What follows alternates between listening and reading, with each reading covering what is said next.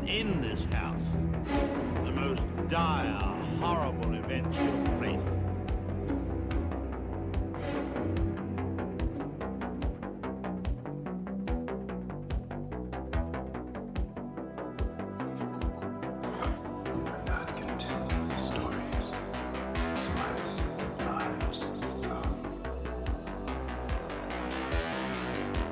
Be my victim.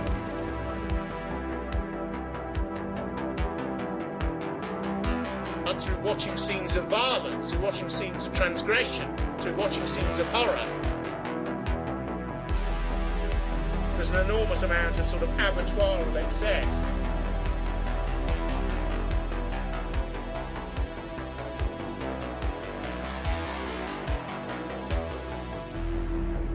We all go a little mad sometimes.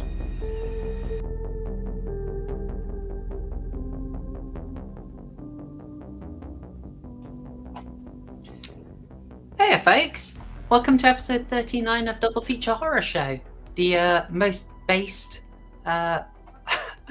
Tuesday night horror stream in the UK, or maybe debased. Actually, I think that's what I mean, debased, because oh gosh, what have we got on tonight? We've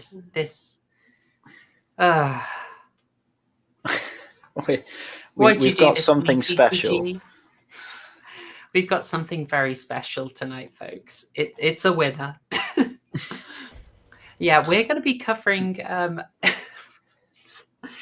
sorry, I can't take it seriously. We're going to be covering Silent Night, Deadly Night, a quintessential, sleazy 80s killer Santa movie. It's a rip-off of a rip-off, but, you know, I came around to kind of like it. It kind of won me over by the end. How about you, Tim? I mean, it was my first watch for Silent Night, Deadly Night as well, and it's one of those films that's cram-packed with cheese, but and usually they're really bad, but it wasn't that bad. There wasn't a lot I could say that doesn't make any sense, apart from the Lenny strength that he randomly kept getting. So, yeah. No, I actually quite enjoyed it. I'd say. Yeah. Excellent. And hello, chat. How are you doing? How do you like the intro? I whipped that up this weekend. I thought, well, actually, I whipped it up last weekend, and then I kind of forgot to play it last week, so it sat in the background for a whole week. Sorry about that. Anyway. Before we get on to that, we're going to raise the tone, actually, before we plunge into the pure 80s titsome sleaze that is Silent Night, Deadly Bee Cups. We'll raise the tone a bit by talking about some classic ghost stories that you can watch this coming Christmas. But first, of course, I'm joined by co-hosts Haryan. How you doing, sir? Hello there. What up, my drillers? Hope everyone's having a good Advent so far. It's weird how close to Christmas it is. I've had this the last few years. I guess last year, especially with COVID, but it didn't really feel like Christmas till the actual week. Whereas usually, you know, from mid-November you're feeling Christmassy. So don't know what it is. Yeah. Feeling quite Christmassy this week, so the decorations are up now. So I've been hyped as well, and I don't know if you've got it, but around me, people have had their decorations up for about 2 weeks. It's weird where I am. It seems there's like maybe 3 houses on the road that actually have decorations, ours being one of them. I don't know what it is, but people just don't put up Christmas lights outside around where I live. When you get to some of the bigger houses, they have entire trees that are just wrapped really well as well in lights. So you see like every branch and all that's covered, and it looks really cool. But that's quite rare, and I don't really know why. But it's just on the main road. I guess I know people on the main road get their stuff nicked. Maybe, I don't know. Scandalous. Yeah, we've got a few people making their trees all pretty round here. I kind of like it. It's won me over. We also have in the chat, I noticed, Mr. Gently Benevolent. Really good to see you. I know you were incredibly early. What time is it for you, Mr. Gently Benevolent? He's Australia, isn't he? Yeah. You gotta let us know. I imagine it'd be like 7:05 in the morning or something. It is 5 Or past 5 7 in the past, morning. or 5:09, 5:09 perhaps. Oh, bless you. Bless you, sir, for starting your morning off with our humble show.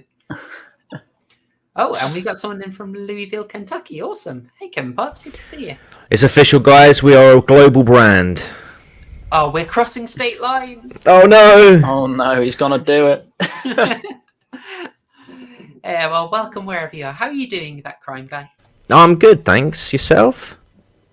You know, it's been a fun week. There have been ups, there have been downs, there have been hedgehogs. So I don't know how to score it, to be honest. I've not seen any hedgehogs in my back garden for a while. Oh, That worries me. we have one Maybe you've got it. Yeah, maybe you've got it. It could be the one in our living room. It's Guys, very if you're missing a hedgehog, then it's most likely that proper horror show has nabbed it. and you'll never get it back. It's too snuffly and good. Yes. Damn it. Yeah, rescue hedgehog keeping has started, and I'm very excited. They're a bit lovely. But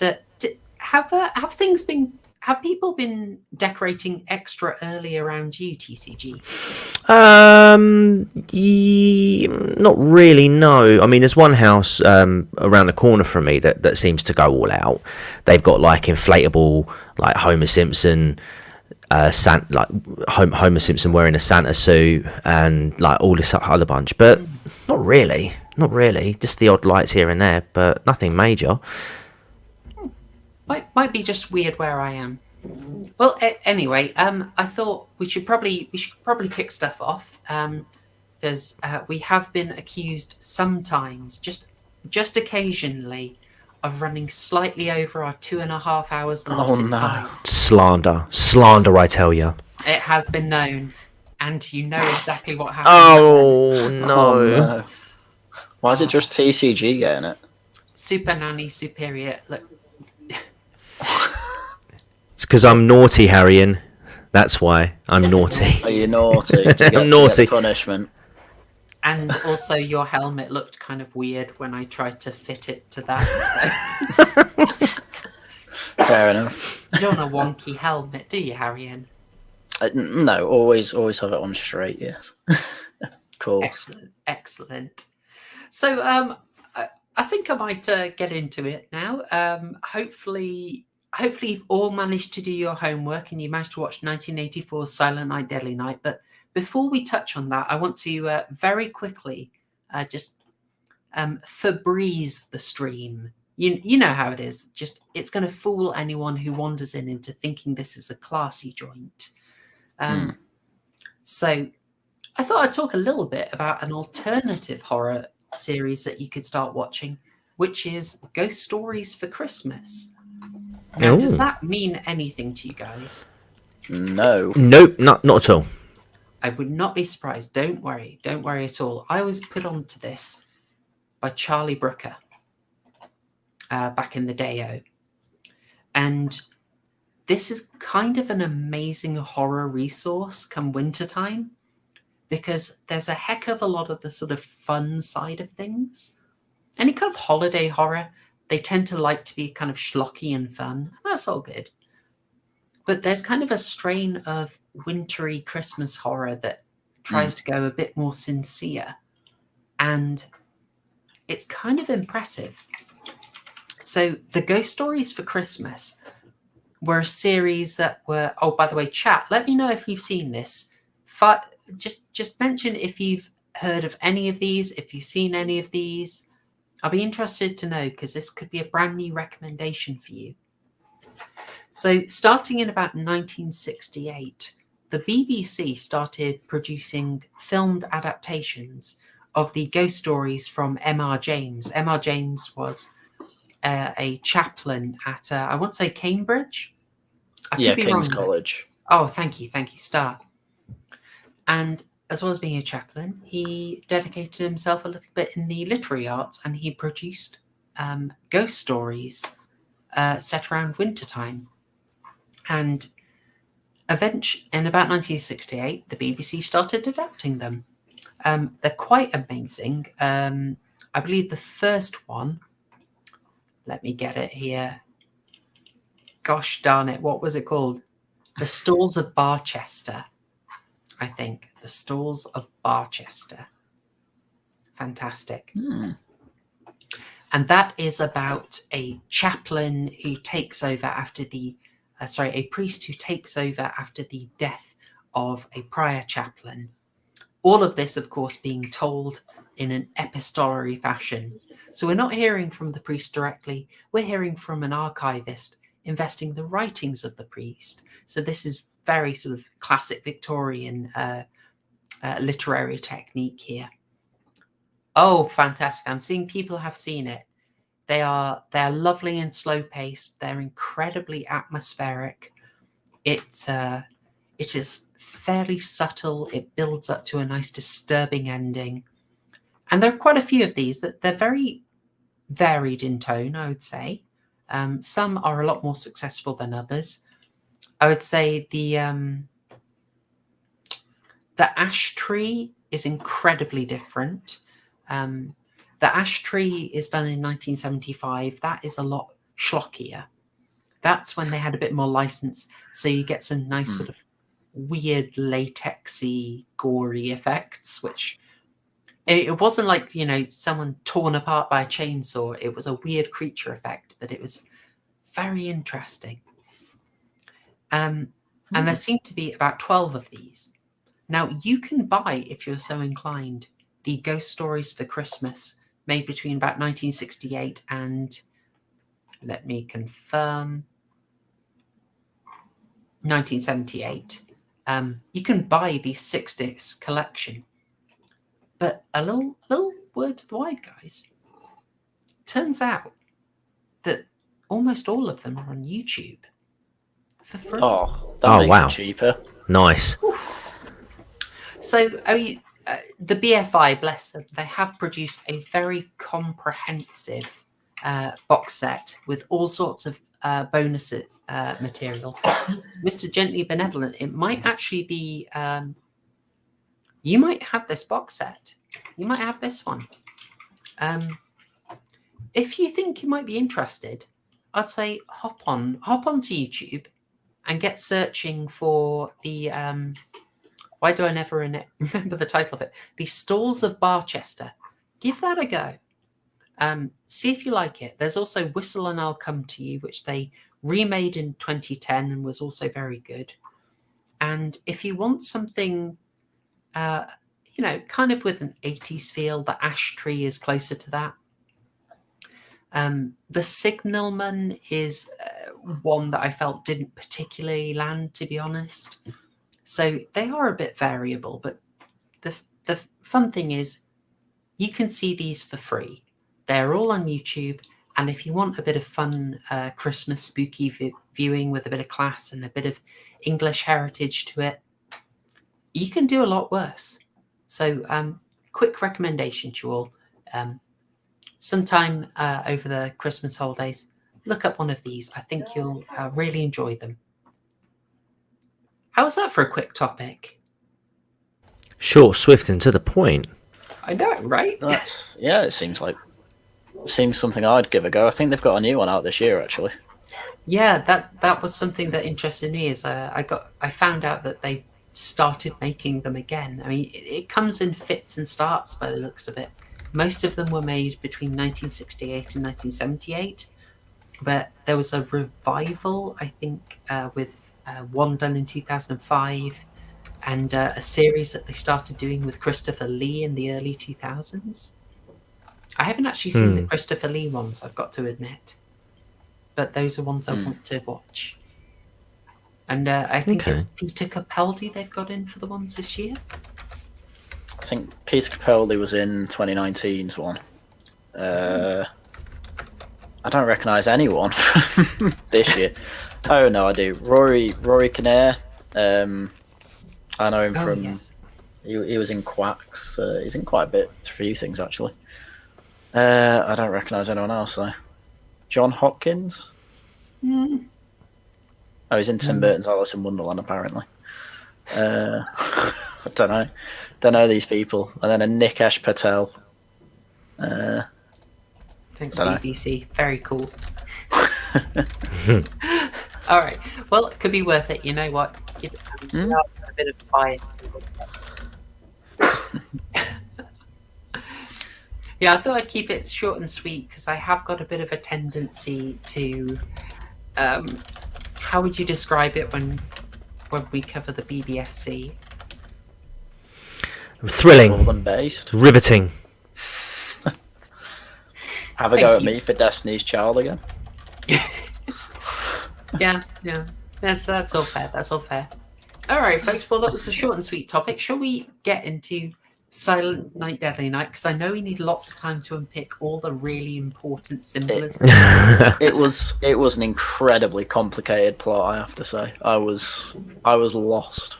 No idea what was going on. So yes, spoilers from this point on. Shall we get into the 3-minute summary?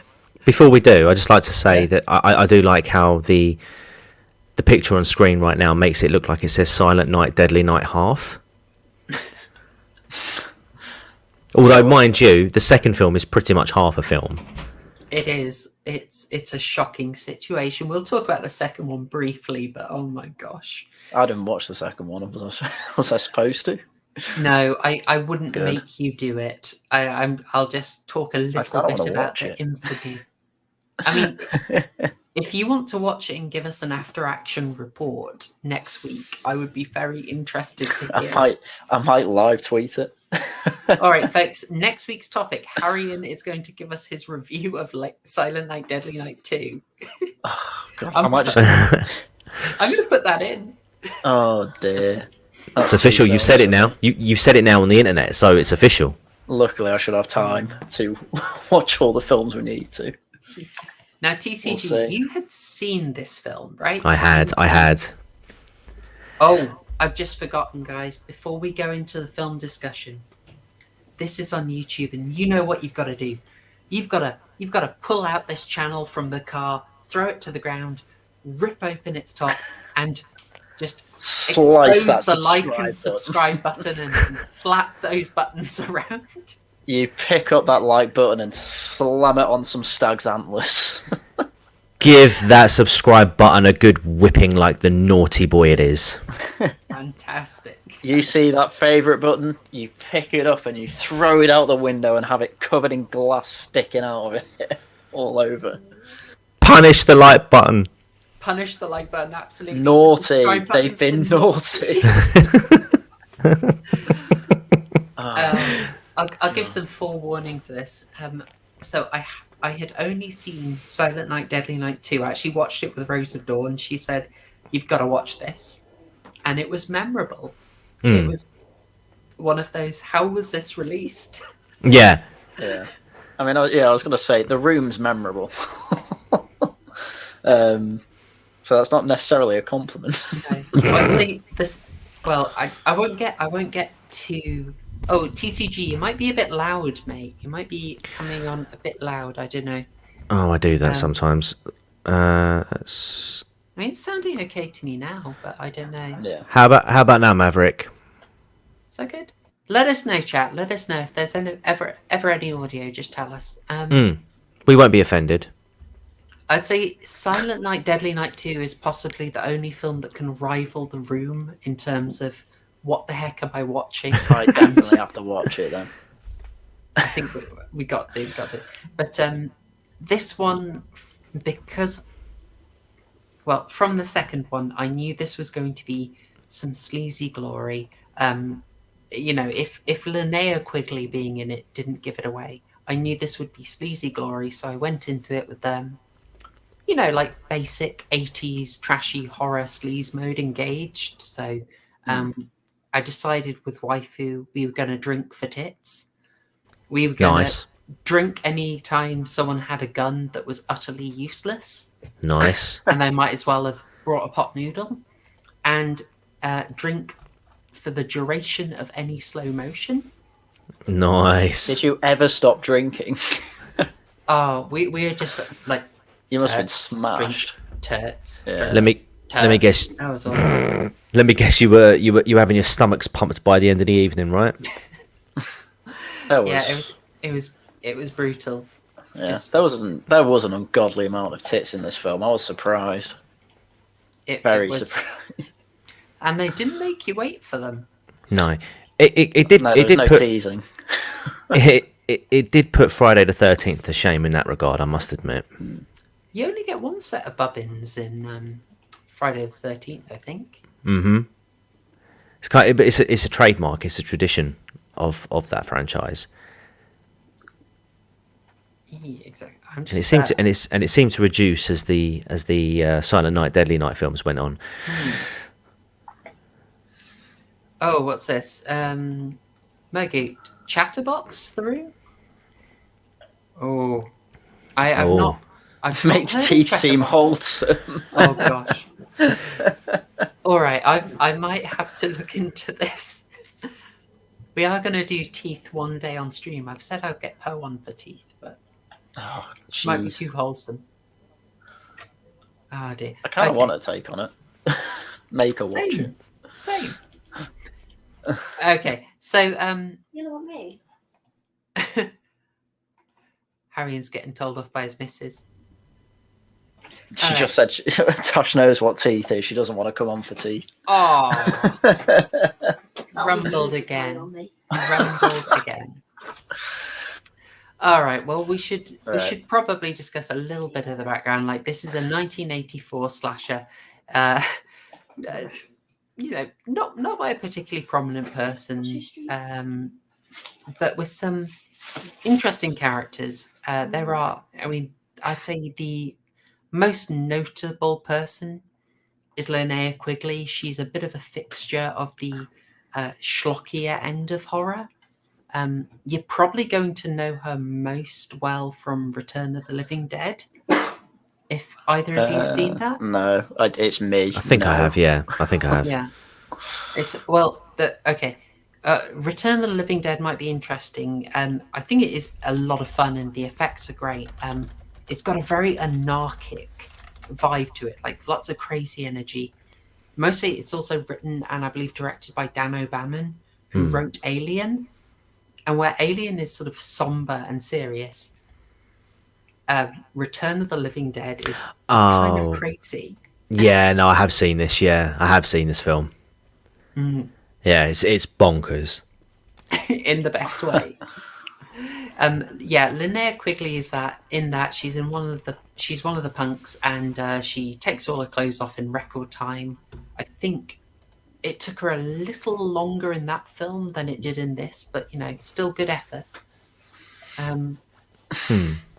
And what's also interesting about Sunlight Deadly Night is it was incredibly controversial when it first came out. I mean, it had trouble getting past.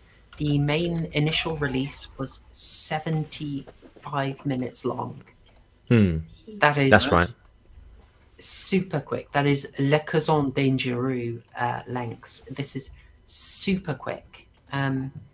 We did eventually get a full uncut release, which was the one that I watched, which was 85 minutes. I think you watched that one as well.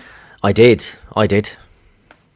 It's very interesting because it goes from sort of HD to suddenly the extra material that was re-included. Yeah, It's in it's quite jarring, isn't it? When you're having the you're getting that like 720 or 1080p quality, and then all of a sudden it goes down to like 144. Yeah, like the color, the saturation goes like madly intense. PS5 to SNES, real. Yeah, I see Mergoot knows who I'm talking about. Yes, she really is.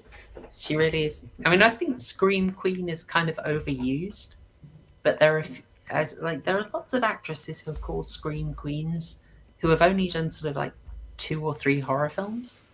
Whereas you think of like the male horror stars, and they've done nothing but horror. Like, and just think of like the dozen that say Vincent Price or Christopher Lee did, compared to say maybe an actress who did about 3 and then had a very broad career. But Linnea Quigley, definitely definitely one of the Scream Queens. There is no disputing that. I'm seeing half the chat is just cocktail talk, and I kind of love it. Waifu's talking up the good word of Sazerac. Absolutely. It's nearly cocktail season for my household, so that's good. Sweet. Yeah. So, what made this film controversial? Did you guys look this up?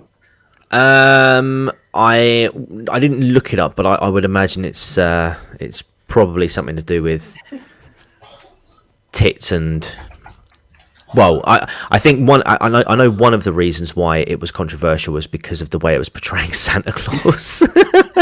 Yes. Actually, I know that outright. There's quite a few angry parents, shall we say, and a few picket signs expressing their disappointment at the main protagonist at Christmas time going a bit, well, off the rails, shall we say. Yeah, I mean, you're absolutely right. There's a sort of sacrilege, even though Santa is a bit more of a secular symbol. It was still seen as quite sacrilege and we're kind of disturbing. I mean, to a much lesser extent, we're kind of seeing it now, aren't we, with that HBO thing that Seth Rogen and Sarah Silverman have done? Yeah, because timely. I mean, it's incredibly poor taste anyway, and I'm glad it's getting the ratio it deserves. But a lot of the arguments are coming from people who are saying, this is an anti-Christian depiction of Christmas, and Santa's not. Yeah, like you said, Santa's more of a secular character. I mean, obviously, if they did it to Jesus, then I'd see where they're coming from. I wouldn't. Santa's not really secular. He is quite explicitly Christian. But I mean, in terms of like the outright message, because obviously, you think Santa, you think presents, you don't think the birth of baby Jesus. That's my. He directly comes from Saint Nicholas. So No, sure. Of course, yeah. No, but I mean, like the modern depiction of him over the years, like, has become more. Yeah, I mean that might just be me because I went to Catholic school. So No, and making that push, yeah. No. And the thing is, I don't want to come across as like I'm disregarding that altogether, but it's just interesting that that's the argument they go with when you know that there are people who may not be Christian necessarily who still celebrate the Christmas for because of the event, just because it's such a popular holiday. And it was interesting that was quite that was a lot of the opposition to this hell show that Seth Rogen and Sarah Silverman have decided to run with. Yeah, and it's I've been interesting. keeping up with that. Yeah, there are parallels between that and obviously what we're reviewing tonight. Yeah, you could say it's in the same ballpark of you're taking something. Actually, it's not exactly Jesus, but there is a certain sacredness to it. Yeah. And you do wonder about that, but horror has always touched on this stuff. Horror is always on the bounds, but it definitely got a backlash from this. So one person who was really unhappy with this film was Gene Siskel of Siskel and Ebert, who I know is not super familiar to everyone watching. That's fine. Some of the biggest reviewers of their time with a really long history. Now, I saw his comments about how it's disgusting, everyone should be ashamed, but I've been reading up on my Friday the 13th history, and I know, really, that means Gene Siskel wasn't that annoyed. Right. Do you know what he did about Friday the 13th? He called it disgusting and everyone should be ashamed? Yeah, and he doxed an actress. No way! Yeah. So one of the actresses he thought should have known better and shown class, he published his column with her home address. No. Write to her and tell her what you think. Well, that's my a days. bad move, isn't it? Can you believe that? Crazy. He must have broken some like journalistic I don't know, law. I don't know. Is it illegal to post someone's address in an article? Surely it is. You'd have thought so. Well, private address, I should say. Yeah. Well, I mean, when you consider that CNN not too long ago with Han Solo were quite prepared to release these details, weren't they? But he apologised, and that was good enough for now. We're gonna keep his, gonna keep his doxing just in case. Just in case he posts any more edgy WWE Trump CNN memes. Yeah, I'm gonna need your best Fallout 2 intro voice, please, guys. Journos never change. Journos never change. Oh, perfect. That's what I needed. Yeah, so there was outrage. The ad campaign was cancelled. However, still raked in the money. In fact, according to the good old Wikipedia, this actually outperformed Nightmare on Elm Street at the box office. It did, yeah, it did for the first week. But in Nightmare on Elm Street's defence, they were showing Silent Night, Deadly Night in I think it was like an extra in 120 odd more screens than Nightmare on Elm Street at the time. I think it was something like 328. I want to say theaters compared to like 240 for Nightmare on Elm Street. I also think it's something to do with the Catholic priests outside of the theatres saying "down with this sort of thing" and "careful now." I think that will get that reference. The stuff you have seen, Harry, and I can never predict it. Oh, I love Father. Of course, I was shown Father Ted. I'm Catholic. It did get promoted, but it also got pulled early from distribution. But it already gained that cult status. But it's also just really interesting that it even got a mass release, because this is 4 years after Friday the 13th, which was sort of one of those really early, according to the book I'm reading, the sort of groundbreaking example of an independent cheap film getting mass distribution versus sort of doing smaller exploitation and grindhouse cinema circuits, which is just kind of interesting. So it's only taken 4 years and this happens, and this is also clearly riding the Friday the 13th train. Right? Oh, definitely. Do you think do you think this kind of had a bit of the Streisand effect to it as well? Oh, I mean, it's got to do. I mean, it had to have been.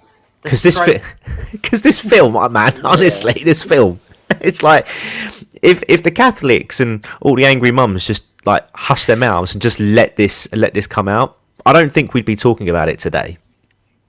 Yeah, no, that's the thing. Good stuff, Rory. Yeah. So let's actually get into the content of what was so darn shocking to people. Yes, definitely. Haryan, yes. Takes off. We're going to do this in blocks. Yes. Because it is quite simple. Because it just film starts off this little family with, basically the only character that matters here is Billy, the little boy in blue. They're his parents, and that's his granddad, and his granddad's basically a deaf mute. They think, and they're just trying to get him into saying something, and he isn't. And then the doctor's like, "Oh, parents, come with me," and then they leave the kid behind. They're like, "Oh, grandpa's not going to hurt you, don't worry." But you'd still take him with you because you can wander off and do anything. But anyway, so then the grandfather just goes nuts and like basically tells Billy, "Oh, yeah, Santa punishes naughty people, so be nice, and you got to be nice all year round," and things like that. And so he's basically scared Billy into thinking like Santa's this really bad guy who goes around punishing and not a nice jolly guy. Go on. I think you're understating how how badly he frightened this kid. Yeah, he was grabbing his arm, he was getting right in his face, like teary eyed, like really scrunched up his face, like, "You've been a naughty boy, Billy. Santa doesn't like naughty boys, Billy. He punishes them, like gritted teeth. He punishes them." It's like, mate, you are way, you are off the reserve. He starts laughing like a maniac. Yeah. Yeah. And then Always quite fun. and then he has to go back to, oh no, I didn't do anything stance when they come back in. It's very horror movie logic. I mean, the only way I could make Stupid. sense of it, I just thought it's like this guy hates his son so much for sticking him here that he's like, wait, I'm just going to ignore him. I'm just going to like blank this guy when he turns up, and then he gets a chance to be alone with Billy, and he's just like, I'm going to wreck his Christmas. That'll teach my asshole Well, son. he did a bit more than that, didn't he? Yeah. I swear, Little Britain years later took the idea of this like mute granddad and rolled and rolled with it years later with I don't like it. I want that one. I don't like it. How are you up in the tree, Andy? I don't know. I fell.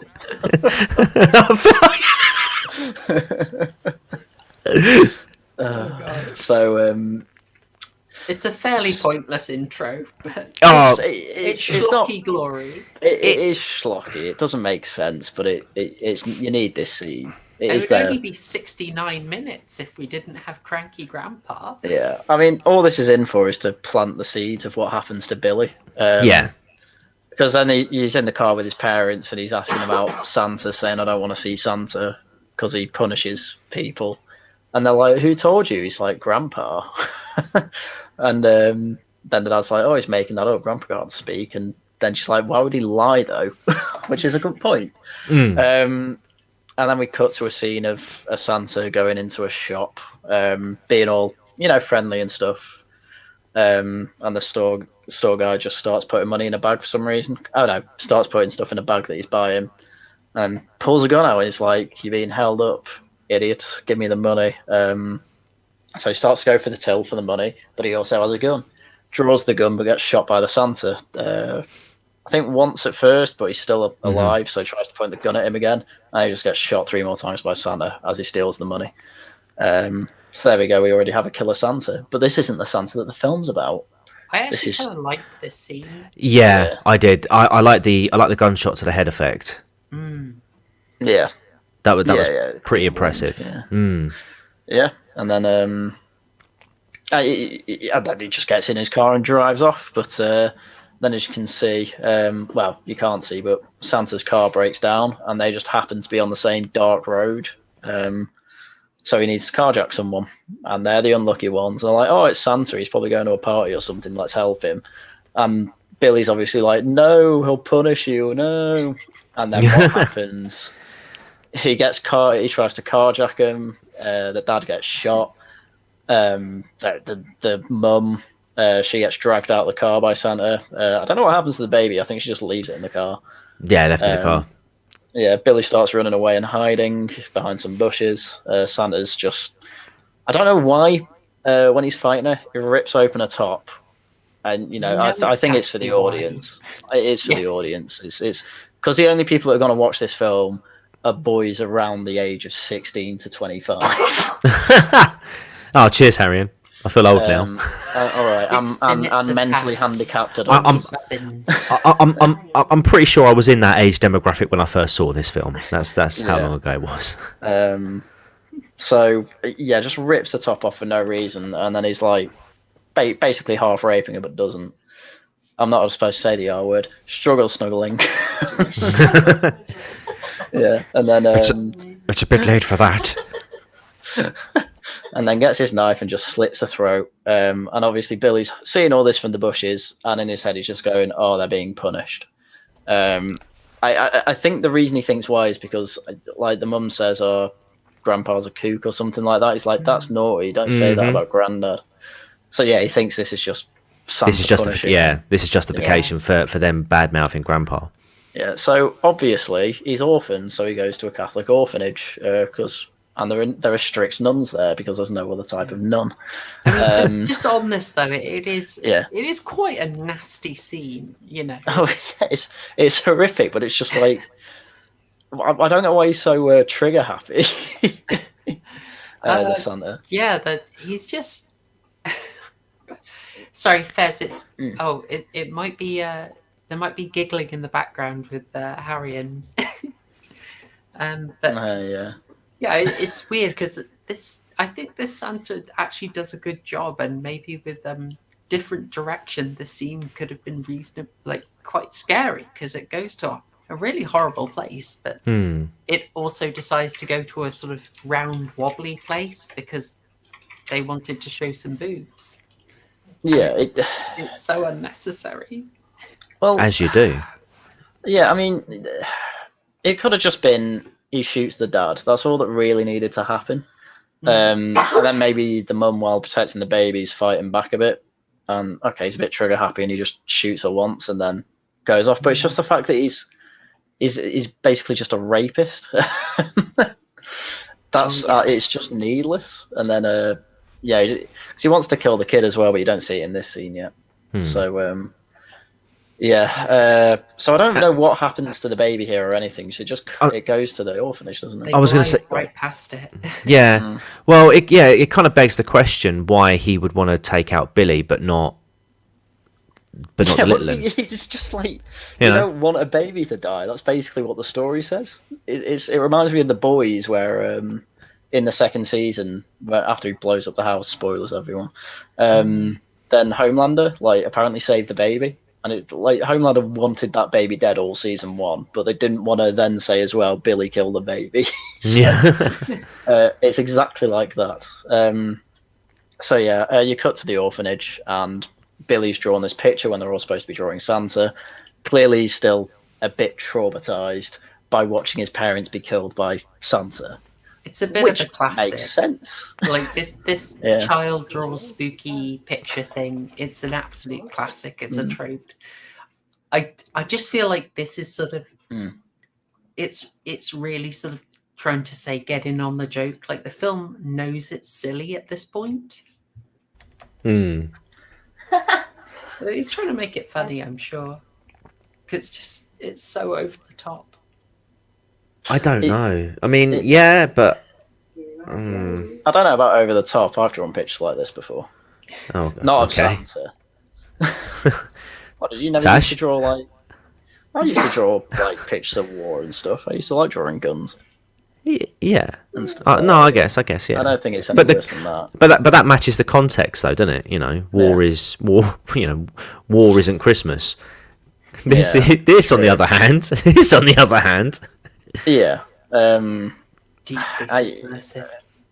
I mean, clearly he hates Santa. That's what it's getting across quite well. Yeah. And then the nuns have a bit of an argument. One of them's a bit more soft-handed about it, saying he gets bad around Christmas. Clearly the trauma's still getting to him. And then the older, stricter one's just like, we'll do my methods. It'll be fine. He stays in his room. He'll, have the fortitude to overcome it.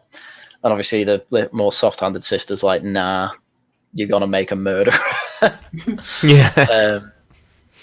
mullet is incredible as well. I know, right? Solid. So I mean, she comes in and tries to encourage him to come outside and not face punishment for something he can't help, basically.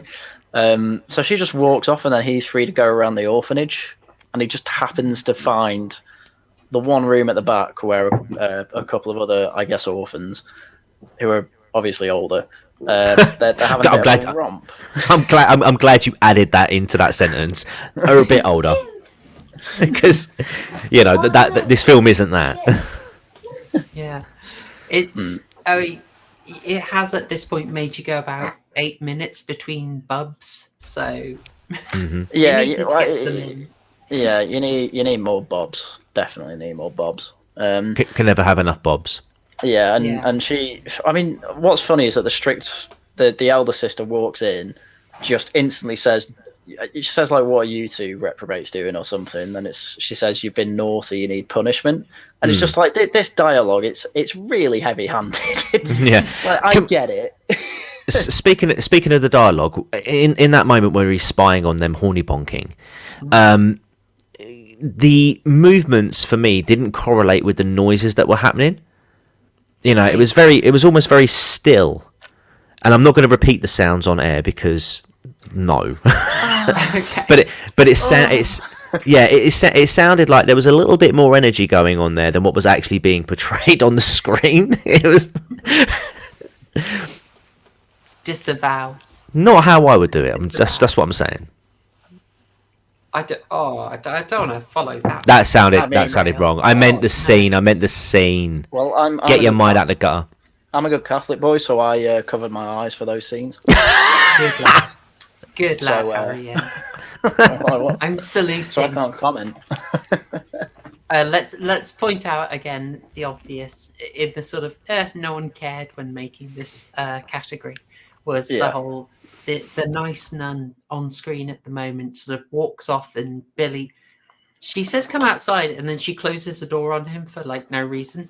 Yeah. And then she apparently doesn't hear the horny bonking, which is Yeah, they weren't considering it's a Catholic orphanage. They really weren't trying to hide it, were they? No. I mean, I know people at my Catholic school who've done things like that in the school, and they usually hit it quite well. So there you go. That's all I'll say about that. goodness me. Goodness me. Many reprobates. So she takes the belt from the trousers and just whips those belts those two that were shagging. Yeah. And she goes outside and she's like, she's like, oh, what? Oh, yeah, this is where the dialogue just gets stupid for me. It's just like, do you know what they were doing? And he's like, no. And she says, oh, they were being naughty, and we all get punished for being naughty. And it use different words. There's more than one word for naughty. There's more than one word for punish. Like, you don't need to lay it on that thick. But what you got to remember is she's talking to a child. True, but just to defend this awful dialogue, she is talking to a child. You know, if I turn around to my kid and said, "Listen, okay, actions have consequences, and if you do a negative action, there will be repercussions." Yeah, but I wouldn't say they were being naughty. I'd say they were doing a bad thing. That's, I don't know. Yeah, I think it's this, and also I think it's cementing what what he's saying later on. It's daft, but that's what I mean. Yeah. It is daft. I want to point out another thing that's in this scene, just with the dialogue, because you know how we're sort of made to believe like the nice nun is all good. You know, she's on his side. The Mother Superior is the harsh one. Yeah. Now, the nice nun, she's already done him dirty by sort of leading him, it's just say, come outside, and then closing the door on him for no reason. And she already grassed him up over the picture. Well, now Mother Superior is giving him a right walloping and says, why did you come out of your room? And she told him to come out. But she does try and explain that, to be fair. Oh, come on. She lets him take the belt. Oh, I don't think she has a choice. It's clearly what Mother Superior says goes. I mean, she's pretty much like Silence Woman at that when she tries to explain. Okay, all right. I'll let you guys have it. I'll walk away from that one. Mother Superior, the based misogynist. Epic. Silence Woman. Basically. Yeah. So then he gets a spanking with a belt. Don't say that like that. Well, that's what happened. What do you mean? Not you. No. You... Ow. God damn it. Eject Tash. Banned. Oh dear. So anyway, next in the plot. We're 20 minutes in, and we're getting through this quite quick. There's no plot in this. Of there isn't. There's no plot. There's no symbol, and there's no gay reading. We'll be done in 2 minutes. Are you sure there's no gay reading? Well, there's one scene. Oh, unbelievable! Right? Is it the sledging one? No. Oh wow! Well, I can't wait to hear it. Anyway, that night Billy has a nightmare about his parents dying to Santa, and he runs out his room, God knows what for, and instantly Mother Superior's just there, like to punish him already, and then she ties him to the bed, and he's there crying, saying like, "Let me up, stop, like don't do this to me." The more soft-handed nun obviously looks a bit hurt by this. It's just like he needs help.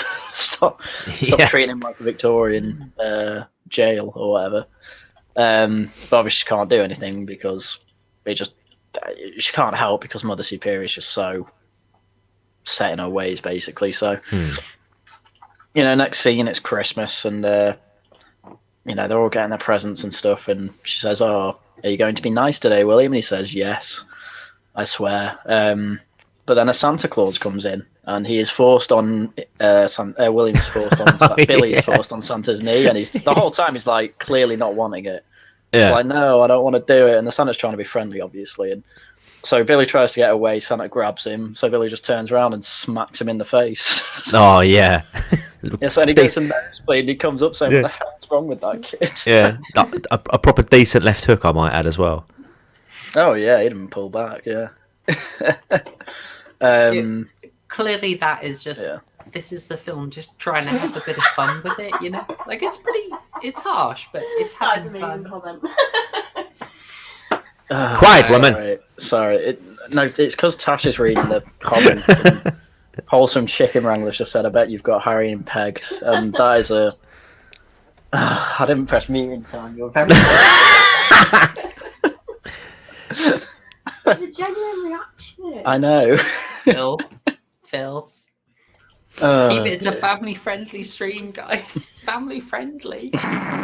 Well, I think we're well past that. I think we're well past that point now, ain't we?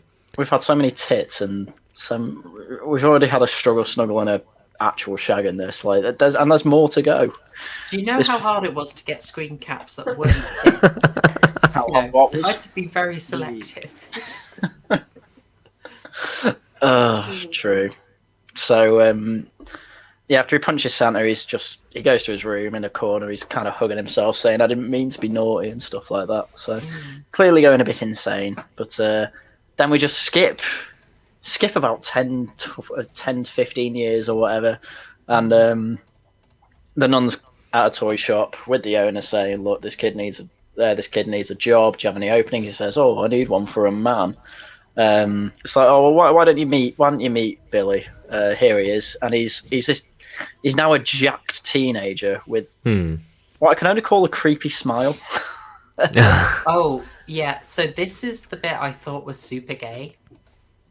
Oh well. Oh yeah. We get a loving close-up, slow scan up his body, and he is absolutely jacked. But he's also he's got quite the moose knuckle in his jeans. Like his jeans are disturbingly anatomical in their fit, and let's see how skin tight they are. Go and have a look at it, guys. Watch that scene now. Watch. What? Can you get the timestamp for people? It's about 26 minutes, 12 seconds in. It's a loving, slow close-up up his body, and so look at that love sausage. Better than yours. Just while you're doing that, I want to interject here because I know there's been a little bit of Linnea Quigley simping. However, just one look at her trivia. She has contributed to PETA campaigns. She's well known for working on PETA's Lettuce Ladies campaign, where people educate others about vegetarian lifestyles while wearing only lettuce.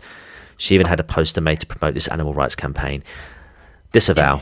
In fairness, there are very few causes you can do whilst naked. So that was really as Linnea Quigley does have to get naked and everything. She had little choice, but also, yes. Disavow. PETA, disavow. So, it's just another weird detail in this film that they do this. I know I'm spending way too much time on his crotch, but it was such a weird detail that amazing. I scanned by it. I was just like, "What? At least why did you leave that in?" At least I spent more time on the tits. Yes, that's what I appreciate. They balanced it out, But yes, it's kind of a fun reveal that he's now, a fine young man. They have an 80s montage. I was really happy. Yes. The montage is brilliant. They've even got a bit where like the boss comes out a door and catches him doing something he doesn't need to. That's right, and it goes back to the boss. He just does a little smile and nod. Yeah. I was like, well, that's two slices of cheese. I also it's a training montage. It's a montage for the most mundane stuff imaginable. Yeah, It's- and then you can see it's getting nearer to Christmas as well, and it kind of shows him getting a bit nervous when he sees like a picture of Santa.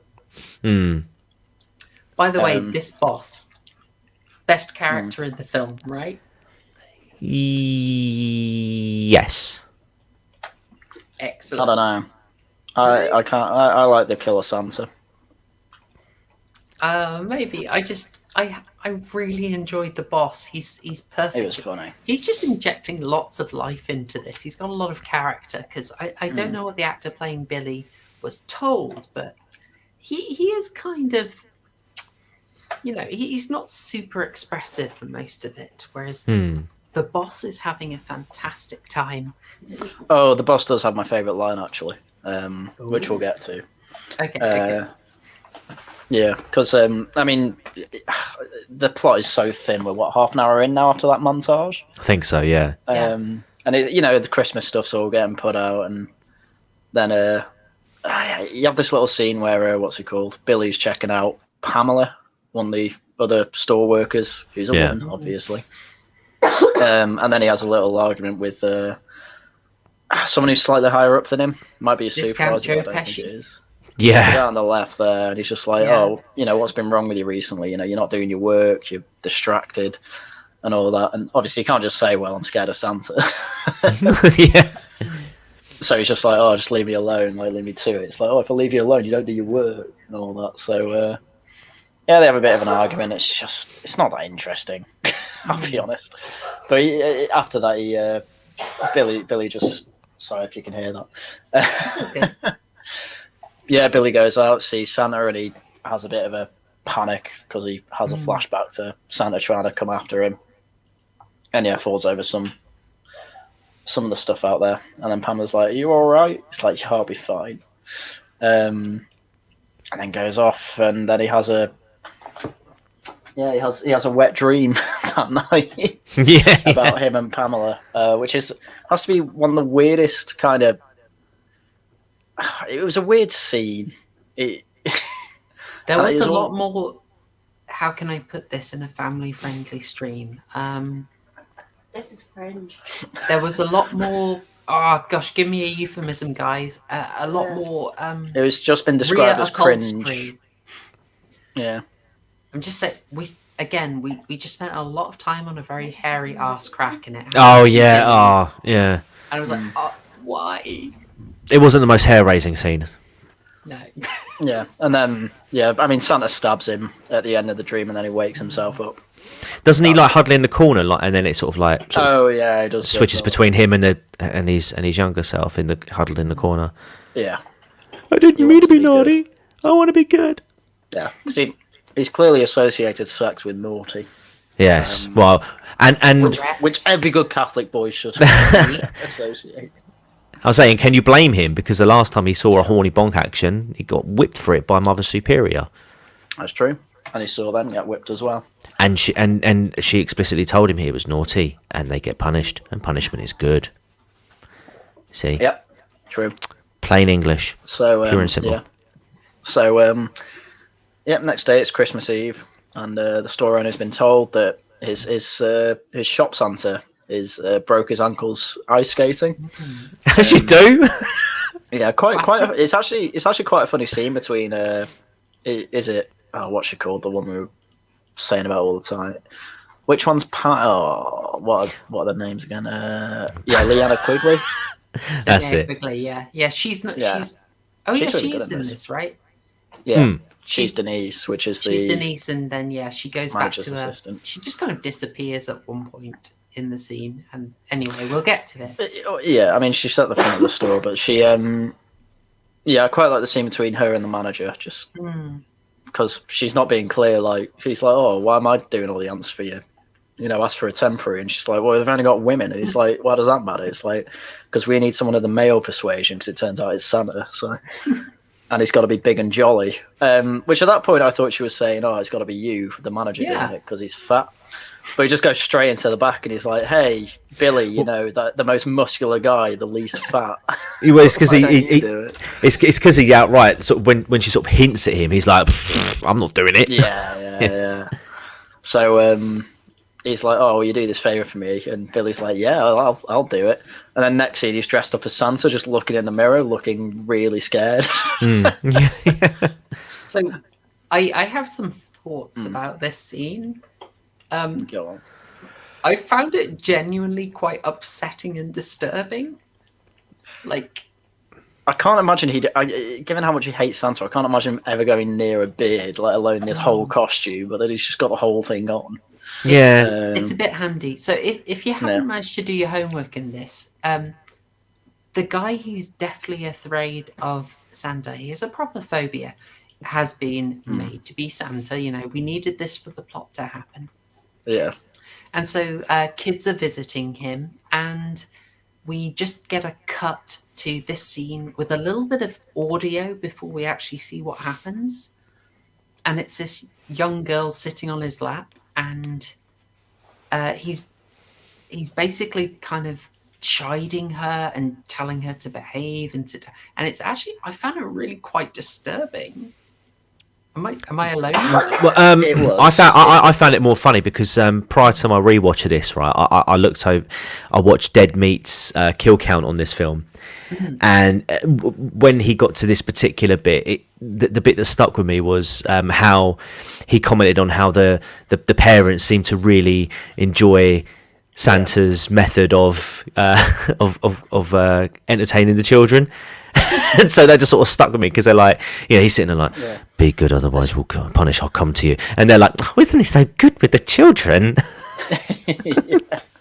And the manager's there like smiling like, I know, right? He's amazing. Yeah, he's great. Yeah. The film has a very sick sense of humour, what can I say? Yeah. And then as well, because the soft-handed nun, she gives the store a call. And the guy's just like, oh, he's not working at the back today. He's like, well, where's he working? He's like, oh, he's working as Santa. And then she's really worried. Such a ridiculous bit. This must have upset you greatly, Haryan, right? What? Oh, I know how you are about movie tropes. You know, you got upset about The Brood when someone comes late to a performance. And it's like, that's the protagonist. Yeah. And in this one, it was the whole have a phone call and then just hang up randomly. Yeah, it was a random hang up. It's like, I'll give you a clue, ho, ho, ho, hang up. And I'm like, that's not the end of the conversation. Wait a minute. No, you are right there. But then my favourite line in the whole film said straight after, where the store manager locks the door and he says, 7 o'clock, that's it. Time to get shit-faced. Yeah. And I'm like, me. It was great when he... Yeah, they have a locking party after that. Yeah, it's really great when he goes up to Billy, and like Billy's looking really distant, and he sort of like hands him a drink. He's like, "Sorry," you tell you at this point he's already like sloshed beyond all recognition, and he's like, "What are you doing?" And he's like, oh, "I'm just thinking about my family," and he's like, "Oh, that's good. You should always think about family," and he's like. And he's like, "No, they're dead." And then it's just the reaction he has. It's just sort of like typical John. Oh, sorry. Yeah, fuck. And it's just like, it's brilliant. It's brilliant. Yeah, that is like a drunk manager attempting to connect with work. It was good. I loved it. I loved it very much. Yeah. Oh yeah, because he does. Oh yeah, he does start drinking. Yeah, I think this is what tips him as well. He starts drinking. He starts drinking. The Santa. Are you telling me this is a seriously based film? It talks about the evils of sex and the evils of drink. Well, only when psychopaths drink. I guess one of the guys becomes a bit rapey as well. He does. I'm still getting ads for this chat for this stream, by the way, just so you know. Why? It's Phil. So yeah, the party's going on. Pamela and the guy Billy had an argument with, they start getting off at the back of the store. Still in like the main bit of the store. I'd go through the employee section to do that if that were me. But what do I know? So, and yeah, he's called Andy, the guy. So he then says, "Oh, come through the back. I've got a present for you." And she's like, "Why do we need to go to the back?" And he's like, "Oh, it's not something I can show you in front of everyone, because obviously he's going to get his todger out." Yeah. So while the other three at the front, she's basically at the back having she's having a struggle snuggle with Andy, who really wants some Christmas cheer, shall we say? Absolutely. I mean, he did need to. He sort of story-wise, he did need to go forceful. He did need to be in a sort of criminal mood here, criminally amorous, let's say, to sort of tie it as close as possible to Billy's trauma.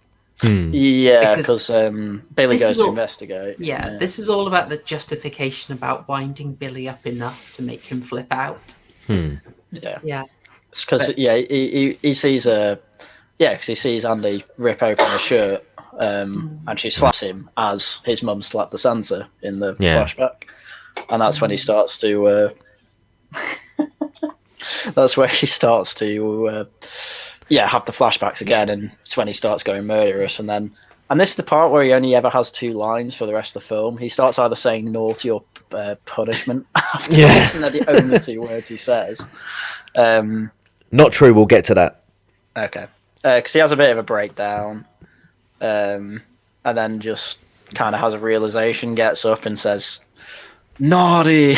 Gets some Christmas lights that are like dangling down, wraps the wire around his neck, and with one hand manages to lift him up and hang him. I thought that was very nice of him to decorate that colleague.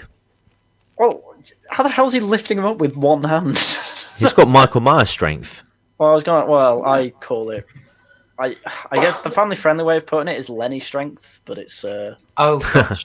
Yes. And for some reason his neck's bleeding after it, which I'm like, gee, they're not that sharp, but maybe some of the glass broke. It's a weird scene. It's a weird scene of and all then, the ways to do it. Yeah, but then Pamela's like, "You're crazy. You didn't need to do that." And then she calls him a bastard. She says, "Get away from me." And he's like, "I'm sorry. You need to be punished." So just stabs her with his box cutter. It's not even just a stab. He stabs and then goes slowly up, and it's quite a gruesome nasty, kill, isn't it? Yeah. It's pretty brutal. It's grim. Yeah. And it's so good. Necessary. Punishment is good. Yeah. Kids gone through some tough times.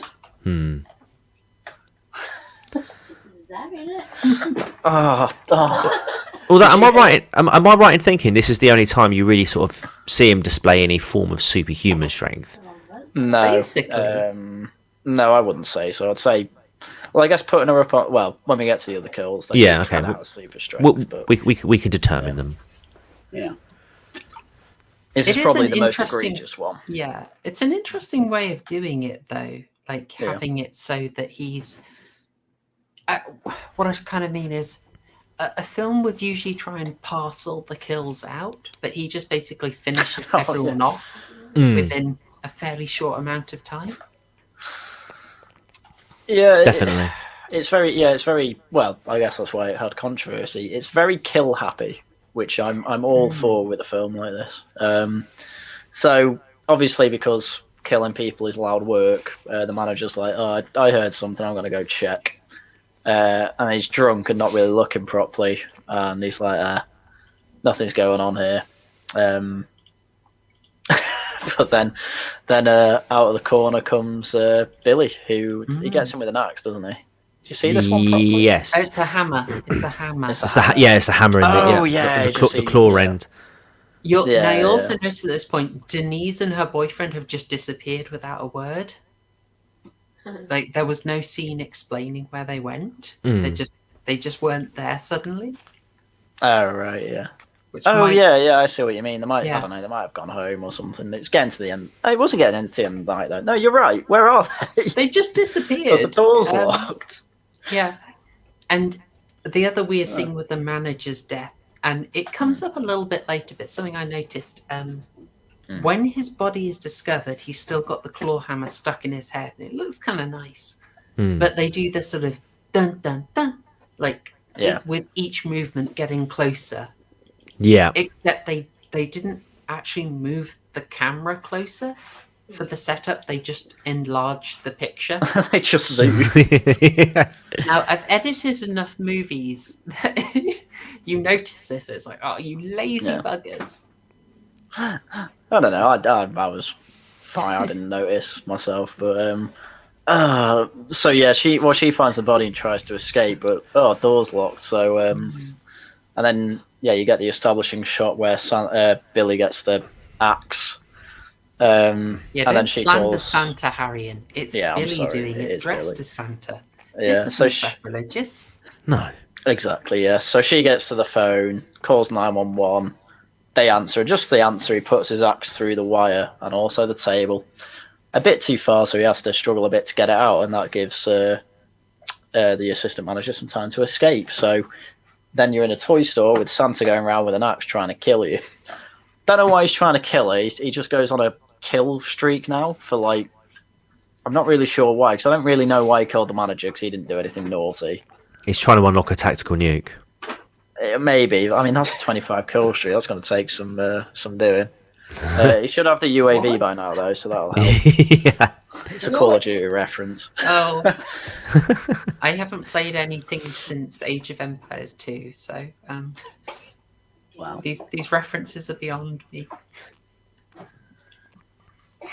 I lie. I have Civilization 5. There we go. I knew you were lying. Don't get me. Hello, fellow Civ 5 player. I liked 4 a bit more because I like the spy mechanic. Right. I've only ever played 5. Oh, good time. We shouldn't derail, or Super Nanny will be. I've never played Civ. Have you not? Oh my! No, I've never played any Civ. You've played like Hearts of Iron and Europa Universalis, right? No, I've only played Crusader Kings 2 out of those. We're playing Crusader Kings 2 on Zen streams at the moment on Twitch. Can we I've like no off idea what I'm stream doing. have a chat about that? Because I got Let's do that. I got Crusader Kings 2 and I couldn't work out what the heck to do. Even watching tutorials, I was so confused. You should see the first episode of Economic Erudite streams of those where I'm some duke in England, but I don't know what I'm doing, so I end up proselytizing my own county. I end up killing half my court because I accuse them all of being witches. Brilliant. And then I died, and then I didn't have an heir. Oh no! Well, when funnily enough, when I jumped off about an hour before they shut up for the evening, and Zen messaged me saying that my peasants had revolted. No, that's a classic. Super Nanny. Speaking of workers' revolts. Oh no! The assistant manager's trying to get away. And so Santa's Billy's walking around the shop looking for her. And he randomly thinks she's around a corner, so swings his axe into like all these boxes. And then she's behind a load of other boxes and pushes them over, and that pushes him down. And I'm like, why the hell did he attack that box? Like, what made him think that was her? But anyway, he saw the runtime. Maybe. Again, 75 minutes. Yeah, so she runs and picks up the axe on the way, and I quite like this picture. At first she's like, "Oh, axe the doors. That makes more sense." And then then clearly she thinks about it. She's like, "No, do the window. It's bigger." And as she's about to fire it, I don't know how this happens, but what's he called? Billy's just like, "No, don't," or something like that. And then you turn around and the camera just shows him with a bow and arrow. Like, yeah, I know. Full bow and arrow in a toy shop. Yeah, what are these doing in a toy shop? Like, they'd be at the back if anywhere. You don't get bows and arrows from toy shops. Have we even talked about how amazingly nostalgia-filled that toy shop is? It is pretty nostalgia-filled. I just don't think there were any fake products in there. It's just my childhood, just like Masters of the Universe. Oh, the bow and arrow, all the bow and arrows you used to get as well. Oh yeah. My mum used to let me play with bow and arrows all the time. and none of that orange tipped sticky Crap, shit either. yeah. It was the proper pointy ends. Good times. Silence, woman. Gang I represent. literally don't know where he got the bow and arrow though, and then it goes. I know. It goes straight through her, and then it's like went it through quite a way through a toy shop arrow, and then she just faints and I suppose dies on a load of fake snow. So I've got to ask and you a then he question leaves. at this point. Okay. Yeah. Why do you think that happened? Well, why she fell on the snow? She was about to break out through the window, and then he calls to her and shoots her, and she dies. Mm-hmm. Why do you think that happened? I don't know. I don't know what you're getting at. I'm stumped. I think my guess is it was a production decision that they were going to smash the window, and they thought that's really Too much. expensive. Okay. I But think they- it was just a production decision to save That money. that does make sense because it's like, oh well, how if he doesn't smash the window, how the hell does he kill her? Bow and arrow. All toy shops I've been to are bow and arrows. Basically, the same reason Deadpool forgets his bag of guns is Oh, a yeah. cost-saving measure. But that's I a really see. funny part of the film. Well, yeah, they managed to make it Yeah. work, and this also was quite funny Yeah. in a slightly different way. Oh, I really want to watch Deadpool again now. Gina Carano's in that actually. Now that I think about She it. is. Who doesn't love Gina Carano? Disney. True. But well, Daily Wire now. Well, do they not like her? No. Oh, They well, love no. it. No, they love They've it. made a So- horror movie, haven't they? they have, yeah, and she's in it, I think. This 2021 is an interesting year, guys. What can Well, I say? Well, 1984 was apparently a weird year as well with this film. Because after Billy leaves, which I just assume he took the keys from the manager and used them to leave. The nun comes in, and she just looks in, saying, "Oh, where is everyone?" After it's closed, and you wouldn't assume anyone's there. Whatever. Takes her ages to actually see the dead body. But when she sees the dead body, you get one zoom in on the dead body and then on nutcrackers. Like, why? Because it's Christmas. Oh dear. Yeah. In case you've forgotten, it's Christmas time. Well, you're reminded straight after with some carolers as well. Yeah. And this is just where the film's just like, just getting some sex and kills. That'll sell it. Those those carolers were doing my head in. For a start, the audio was out of sync. Another one of them looked like she was really enjoying that caroling. Oh gosh, I should have. You got a know which one I'm screen talking cap about, of yeah. that. Haryan, can you get a screen cap of that girl who's caroling? Like everyone else is just normal, and she's giving it her all. Is it the one that's like really moving her head about? You need to see, that's the one. You need to see the film. I don't think a screenshot's really gonna. Hang on. Okay, I'm Get gonna it try and across. find it. I'll see if I can find the scene. 52 minutes in. Well, while you're doing that, I'll kind of explain what, because you've got these carolers and you're zooming in on this like basement window, and then it's a rumpus room, it's a pool table. But there's a couple getting jiggy with it. Someone's trying to get his balls in the corner pocket. Yes, he does say that. He does actually say that as well, doesn't he? Jesus. Yeah, and he's like, oh, I can't concentrate with those carolers. Which, to be fair, they weren't good singers. No. So he puts on some sex music, and then they start getting back to it, and it's like this big sister who's looking after a little sister or a babysitter or something. Because the girl starts coming downstairs saying, "Oh, I want to stay up and wait for Santa," and then she's like, "Oh no, don't come down. We're doing homework. Go back upstairs, or Santa will think you've been naughty," and that convinces her. So then they start getting into it again. She takes her top completely off, and then she's like, "Oh, I just heard the cat. I got to go let it in." Which, having owned a cat before, like, you kind of just randomly let them in and out. I never heard my cat mew to come back in, basically, but whatever. Oh no, my cat does. My Your cat meows to does, come okay, in. fair enough. Although I'm pretty sure this wasn't the cat making the noises, was it? Oh, maybe not. I think it was Yeah. some stock effects. Yeah. I cannot find it on YouTube. I'm sorry, folks, and I'm worried about trying to broadcast from Shudder, so we'll have to miss it. But guys, you should be watching this. This is going to be a recommendation. It's a good time. Well, everyone should have watched the film anyway. So yeah, that's your homework, guys. Get on our level. Yeah. Did anyone think that the guy in the romp scene here, he looked like a mix between Jay from the Inbetweeners and Mackenzie Crook? Yes. I haven't even seen the Inbetweeners. I was like, it's that guy. He's got the same hair. Guy. Yeah. And also, this is the only still I could get from that scene because it's just tits. Oh, it's tits everywhere. Constantly. Yeah. It's endless. Do you know how much we finished? It was just like literally drink tits, drink tits. This was. You should have just put a couple of Christmas hats over the top of the bobs. Oh, that would have been an idea. But what gets me with this scene though is you can see from the where the carolers are, they can see the front door, so it's clearly on some sort of main street where that front door is. But she doesn't put a top on; she just goes up with her tits out and opens the door.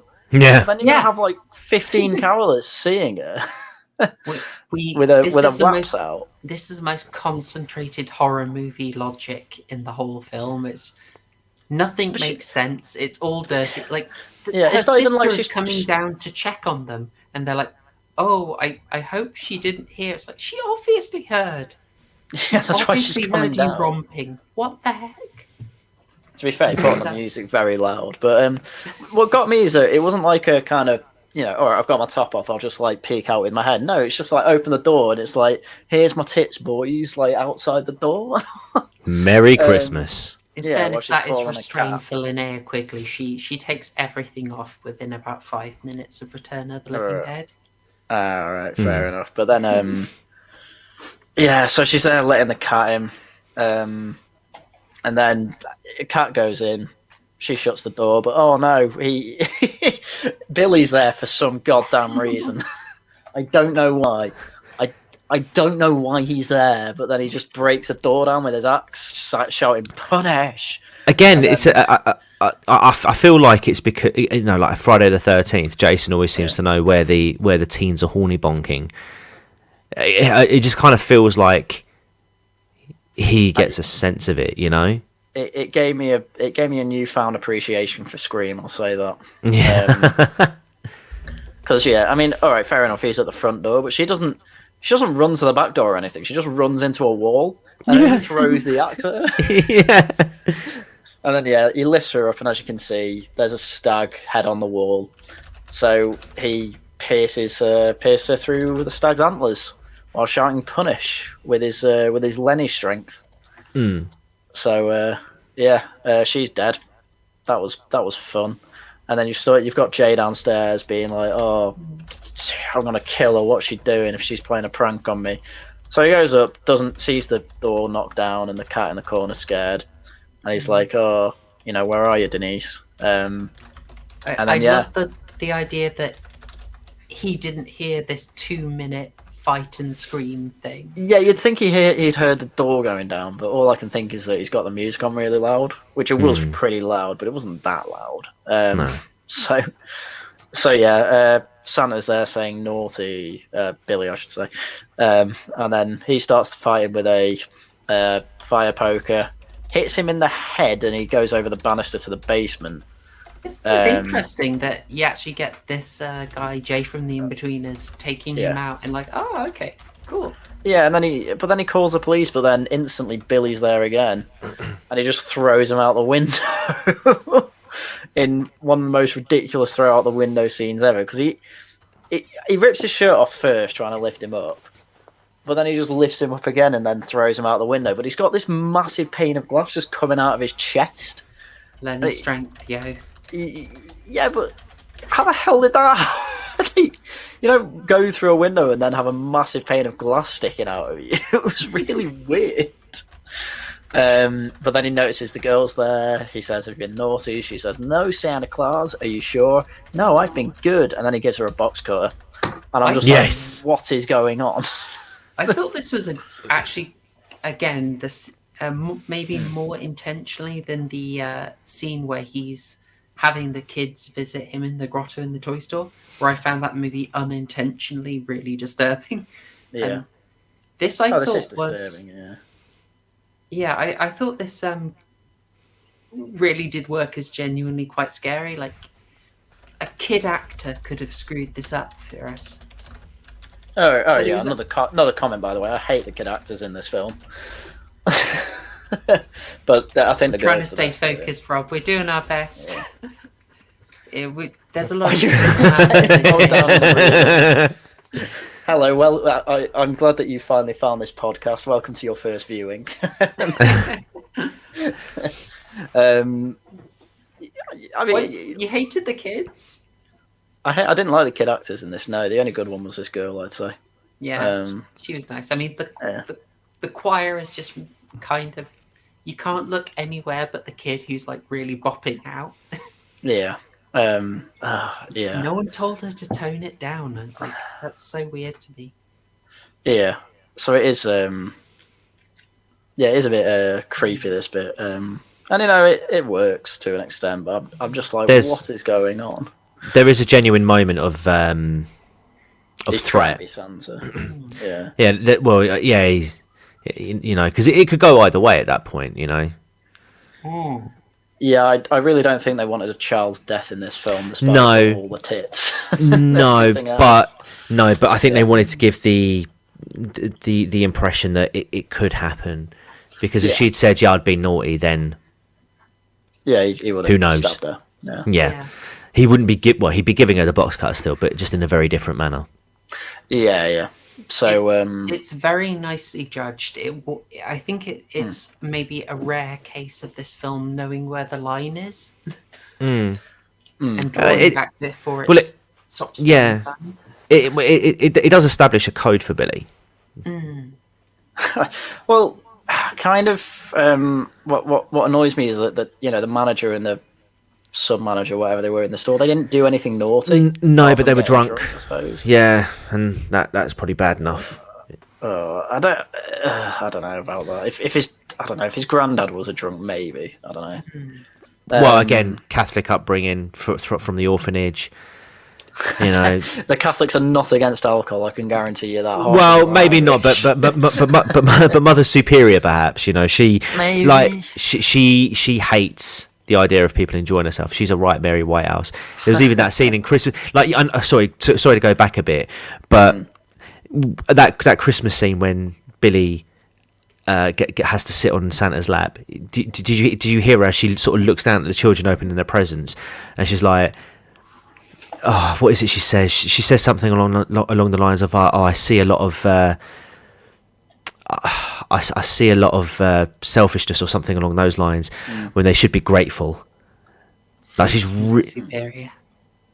Yeah, she's really not enjoying the fact that the kids are enjoying themselves.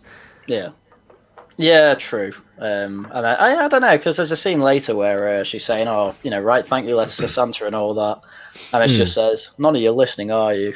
And then the reply, and she kind of gives a smile there, so I don't know about that. I'm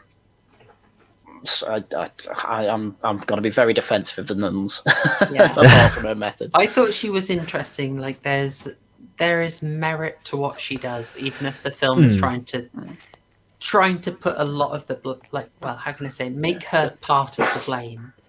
But I think she's used kind of interestingly. Yeah, I mean, she is definitely probably the main reason he's traumatized. I think they're relatively nuanced about her, because she thinks she's doing what's best for him, and she clearly does care about kids. So otherwise she wouldn't be doing what she's doing. Yeah, just quickly to say to Rob Roach, my whole way of looking at films is to kind of say what doesn't make sense, and it's okay if films don't make sense if they're enjoyable, and this one was enjoyable. It's just, my whole thing is you're never going to say, "Wow, that made too much sense, that was bad." I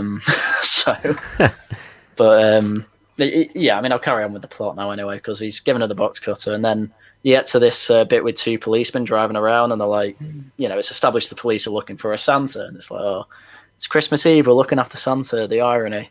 And then they catch this Santa. Line. Yeah, and then they they catch this guy dressed up as Santa going up some ladders into Oh. a room in a house, and they just they don't knock on the door or anything. They just barge straight through. Barge the door. straight through, yeah. Yeah, the woman's like, "What are you doing?" They go straight to the room and then aim their guns at Santa. Oh my god! I so badly wanted him to get shot at that point. I was so let down when they didn't shoot him. Yeah, and the mum just looks really, really annoyed at the police because it's like they've ruined the magic for the kid. But the kid's still really happy, saying like, "Daddy." Yeah.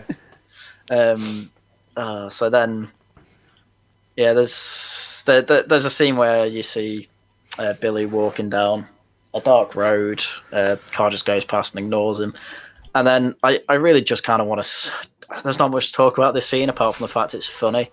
Where there's two guys wanting to go for a sleigh ride, and then two jocks from the school come along and basically bully them to giving them the sledges, which they end up doing. And then the first guy goes down the hill on the sledge. He's like, "Oh, it's great, you follow." And he does, and as that happens, out of nowhere, you hear this "punish," and you just see an ass go into the camera.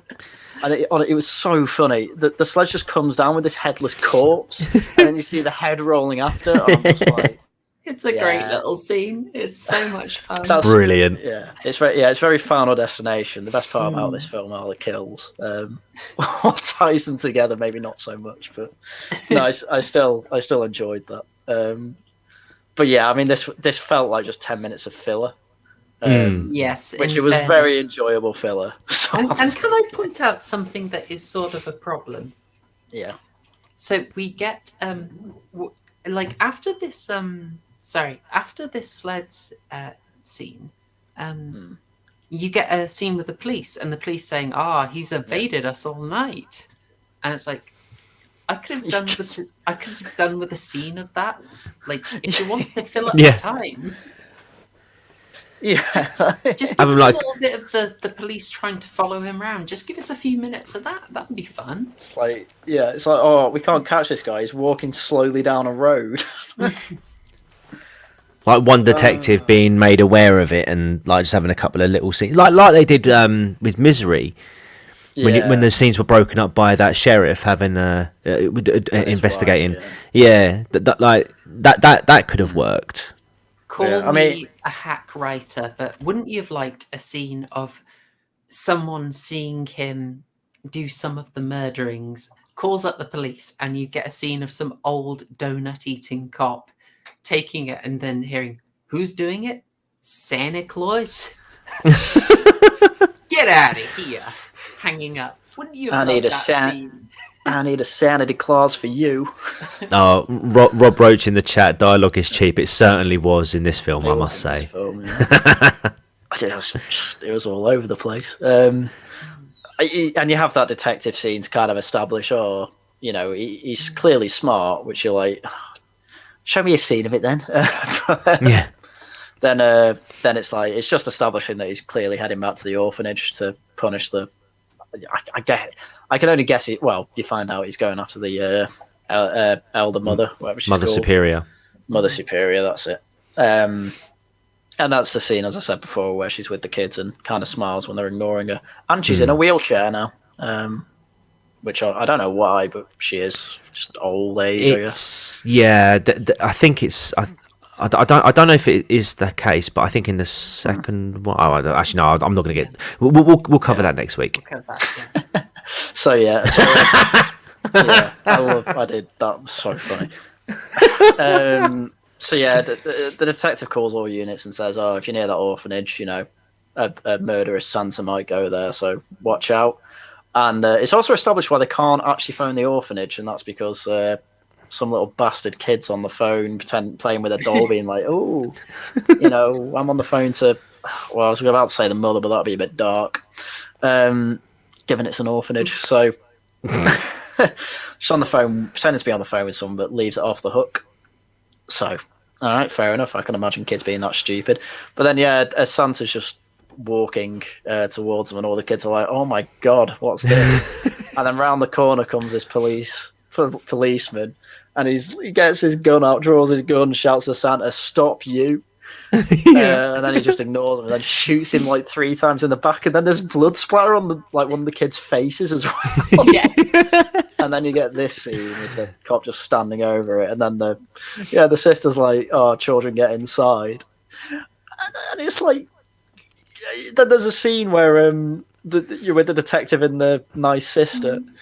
And it's like, oh, he just killed a guy dressed as Santa Claus. It's like, was it the guy? It's like, no, he was too old and short. And then she's like, that's oh, Father O'Brien. It's like, why was he ignoring him then? Oh, he was deaf. Deaf. Like, oh, whatever. I shouldn't laugh, but I completely lost it at that. It's like such a sick joke. It's brilliant, though. It's brilliant. Horrendous. So funny. Dear. Also, I mean, look, we should take a moment. Like, this is actually a really nice shot. It's kind of obvious, but it's nice, and it's like in this section they actually do a couple of really nice setups that was sort of, where did you put this framing? Like, this is some good stuff. Like, the rest of the film is fairly unremarkable, I think, but there's a couple of just really nice shots at this bit. Yeah. I like this shot. I like because when the ambulance goes away, that's shot through a wreath as well. Yeah, which I it's quite really nice. It's really nice. It's like, was there a different cinematographer or something? They just wanted to put effort in the last 10 minutes. I don't know. Oh, maybe. We go from that to the kid. You know, the kids all hurry up inside. The cop tells them to stay in. He'll patrol. Yeah, this is what got me. Whenever one, there's always partners in American police, but second, whoever wrote this clearly doesn't know what it's like for a cop to shoot someone, because it's like if you do have to shoot someone in the US as a US cop, you do tend to get some time off because it's really traumatic, usually. But no, it's just like, oh no, stay there, do your job properly. Like, the sister's lot, she doesn't care that one of her priests has died. She's just like, why were you shooting him? He was dressed as Santa Claus. That doesn't make sense. So he's just like, oh well, the captain can explain it when he gets here. Would you just say you're looking for a guy dressed as Santa as a killer? That's all it took.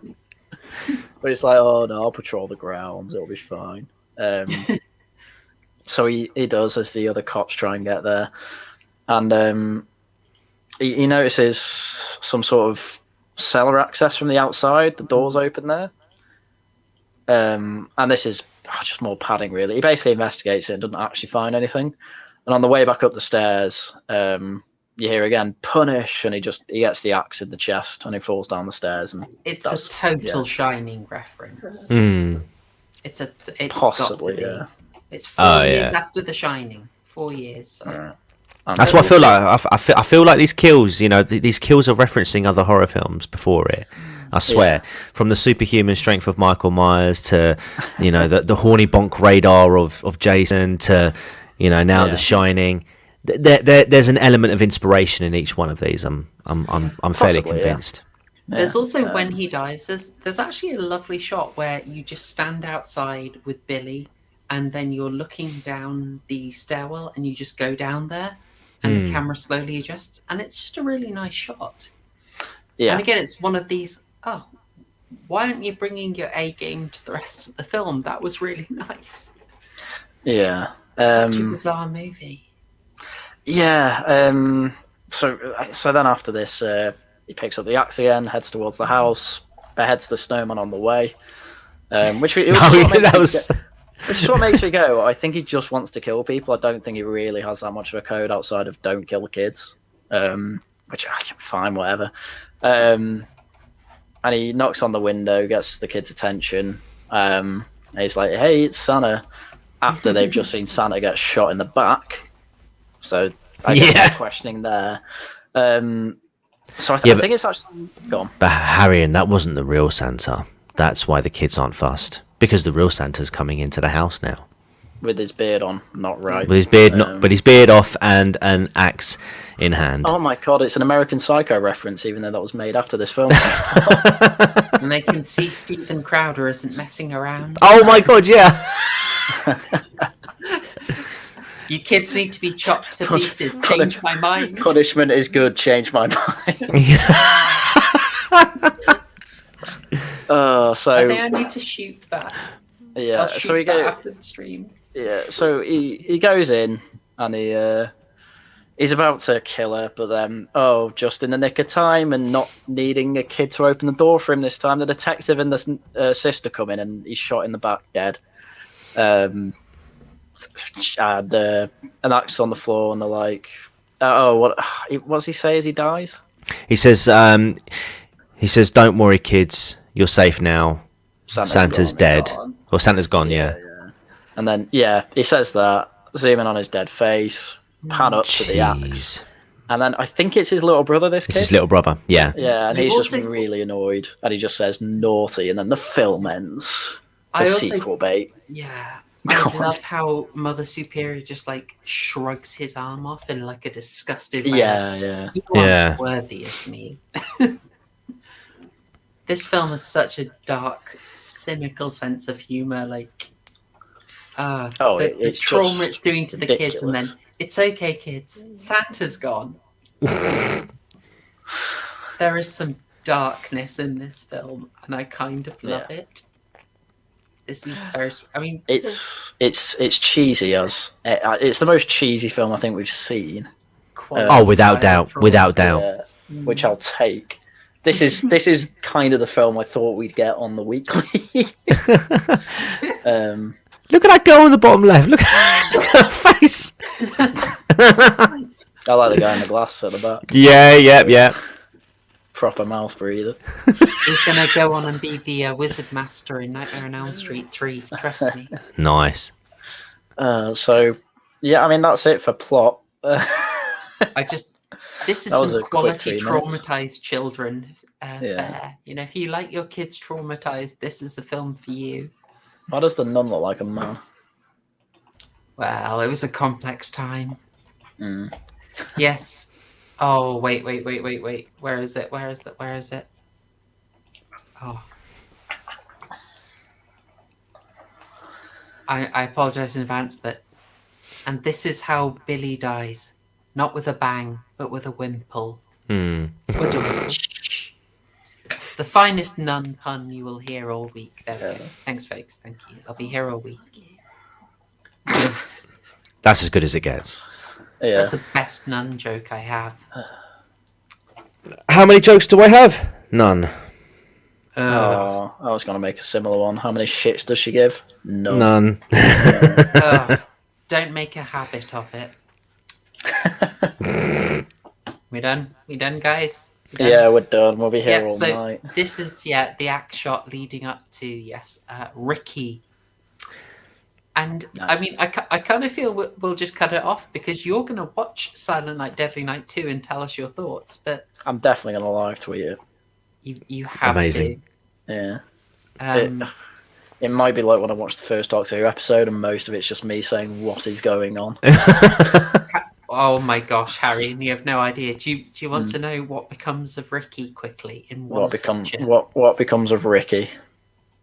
This. Which one's Ricky? Is that the little brother? That's the brother. That's the little brother, yeah. Yeah.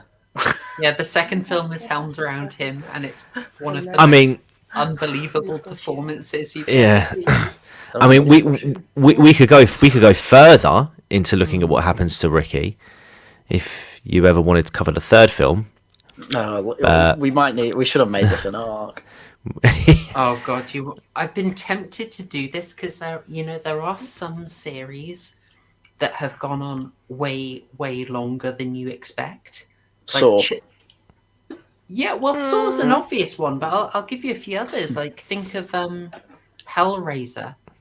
9 of the buggers, or Children of the Corn. Space. Children of the Corn is based. There's one Stephen King short story. They've done 7 films. What? Nice. Wrong Turn, 6 films. Wrong Turn. In the main series and a reboot. The reboot, incidentally, has nothing to do with the rest, and I have a complex theory about that film, but we will get to it. Yeah, just what about?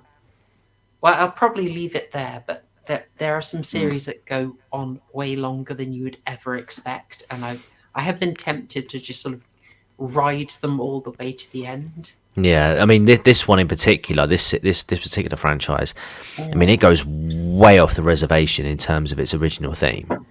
Oh yeah. From like the third, fourth ones onwards, it's quite weird indeed. Well, I'll give the second one a go. Yeah, That seems like the best one to go for. yeah. And I'm just going to get something, because this is kind of interesting, and we might as well we've got time, so we might as well quickly talk about it. But We actually did a review in 3 minutes. This is incredible. I am stunned. I'm stunned and I'm confused.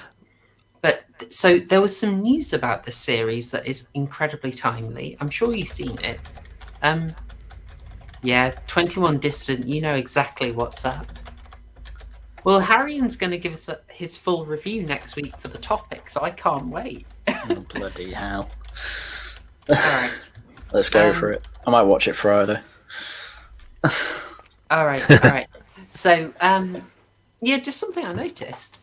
This is getting a remake. Yeah. Oh, another one.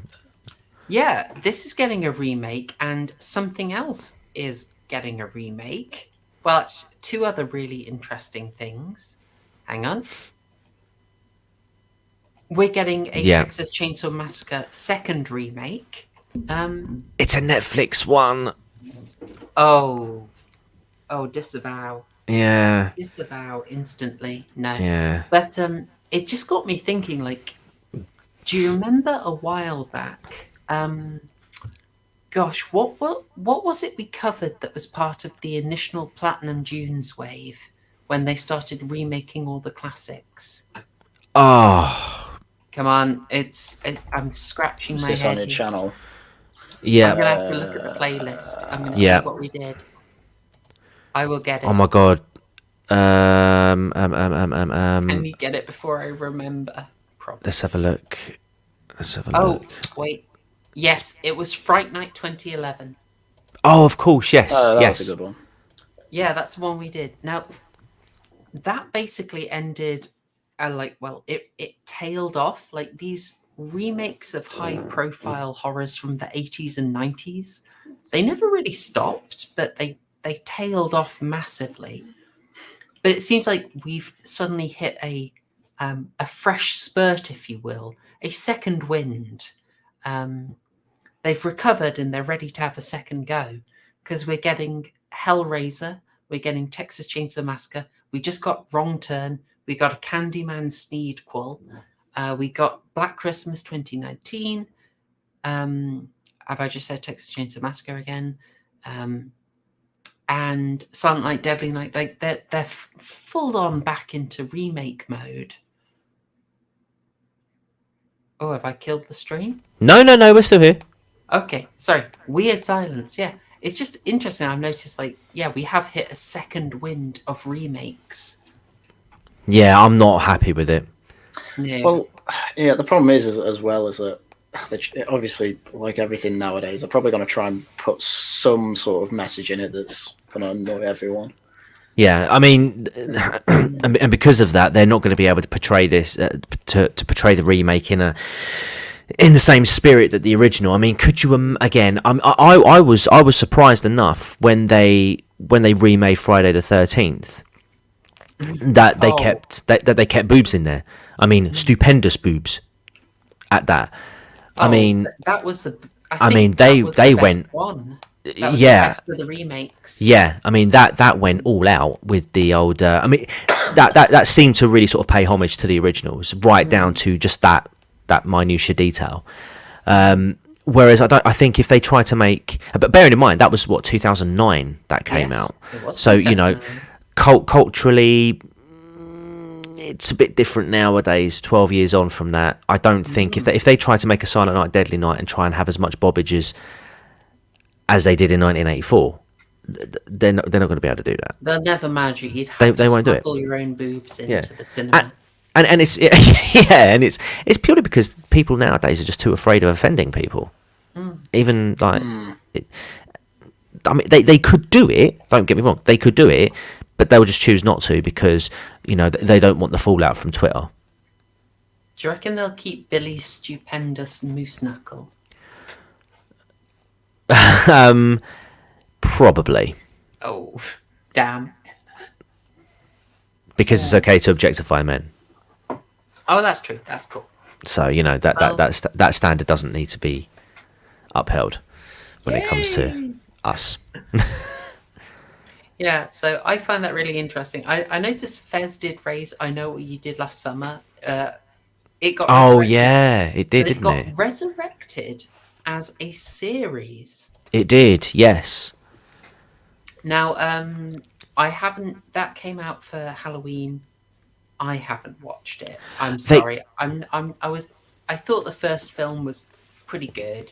It was fine for what it was, but they did do it for Scream as well, a few years back as well. Again, Netflix.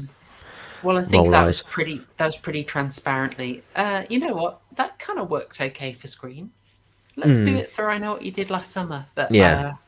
I just saw the trailer and I think it was pretty obvious what they were going to do in terms of just, I don't know, just like it was very Netflix casting and it's just a bit of a giveaway of where they're going to take it. Yeah. It's going to be all about, there are important social issues. It's like, I don't care about that. Yeah. I want a crazy fish man hunting down teenagers. That's all I want. Why can't we just go back to the good old days? The good old days of traumatizing children in orphanages. Exactly. All right. Well, that was a record time for covering a film. So, shall we have your scores out of 12 in the comments, guys? Get me your scores out of 12. Should I just assume cheese?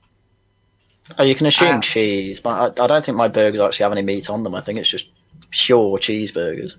Oh, absolutely. It's just it's a patty, but there's no bun. It's just blocks of Gouda. Brie in the middle, cheddar on top of that. Look at this: 6 burgers, 11 cheeses, 6 butter puppies. Oh my gosh! Nice. An absolute avalanche of shoulder boulders. Terrible. All right, get those scores in, folks. I want to see what you're made of it, and we'll go to our closing thoughts. Haryan, would you like to go first? Yeah, all right. In terms of plot for this film, it was still very simple, and even with the simple plot, they still managed to have a load of contrivances in and outright.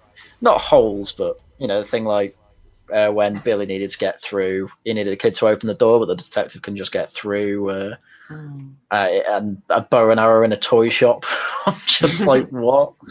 I don't think they weren't egregious. They were pretty bad though. So, but I still enjoyed it, and the through line of Billy becoming traumatized to being punished for his traumatization, which made it worse, which then made him a murderer. I'm like, yeah, I can. That was all good. That was fine. They were basically just trying to set up for kills, but even then, half the kills just came out of nowhere. So, with that all beared in mind, I think I'm going to give it I'd say 5 cheeseburgers out of 12. Obviously with cheese, they're entirely made of cheese. As Artful Lot just says, Eastern German cheeseburger. Since communism sucks. So yeah, there you go. 5 burgers. How was the prediction? Okay, the prediction. So score for Haryan. He feels the story is stupid, but knows it's stupid. It's good, sleazy, breasty fun, and it's hard to be mad at it. Quick, dirty, and cheesy. You said 7 out of 10. I'm assuming you mean 7 out of 12. 7 out of 12, sorry. 7 out of 12. Cool. I was a bit off there. Yeah. On the right track. On the right track. I'll be honest though, I was rushed with that, but yeah. You were still pretty close. Yeah. They got the right vibe. Like this is. Oh yeah. this is in no way high art, but it is firmly and comfortably in the guilty pleasure camp, isn't it? Oh God, yeah. Oh God, watching yeah. it again. Yeah. It wasn't boring. You know, the worst now. I've just got to get the name right. So Rob Roach here. I don't know if you've been around here before. I'm sorry, I don't remember you so well. But if this is your first time, welcome. I do have quite a like for the 80s schlock, but one thing you notice a lot with them, the big problem is that they can be boring. They will try and pad it out quite a lot.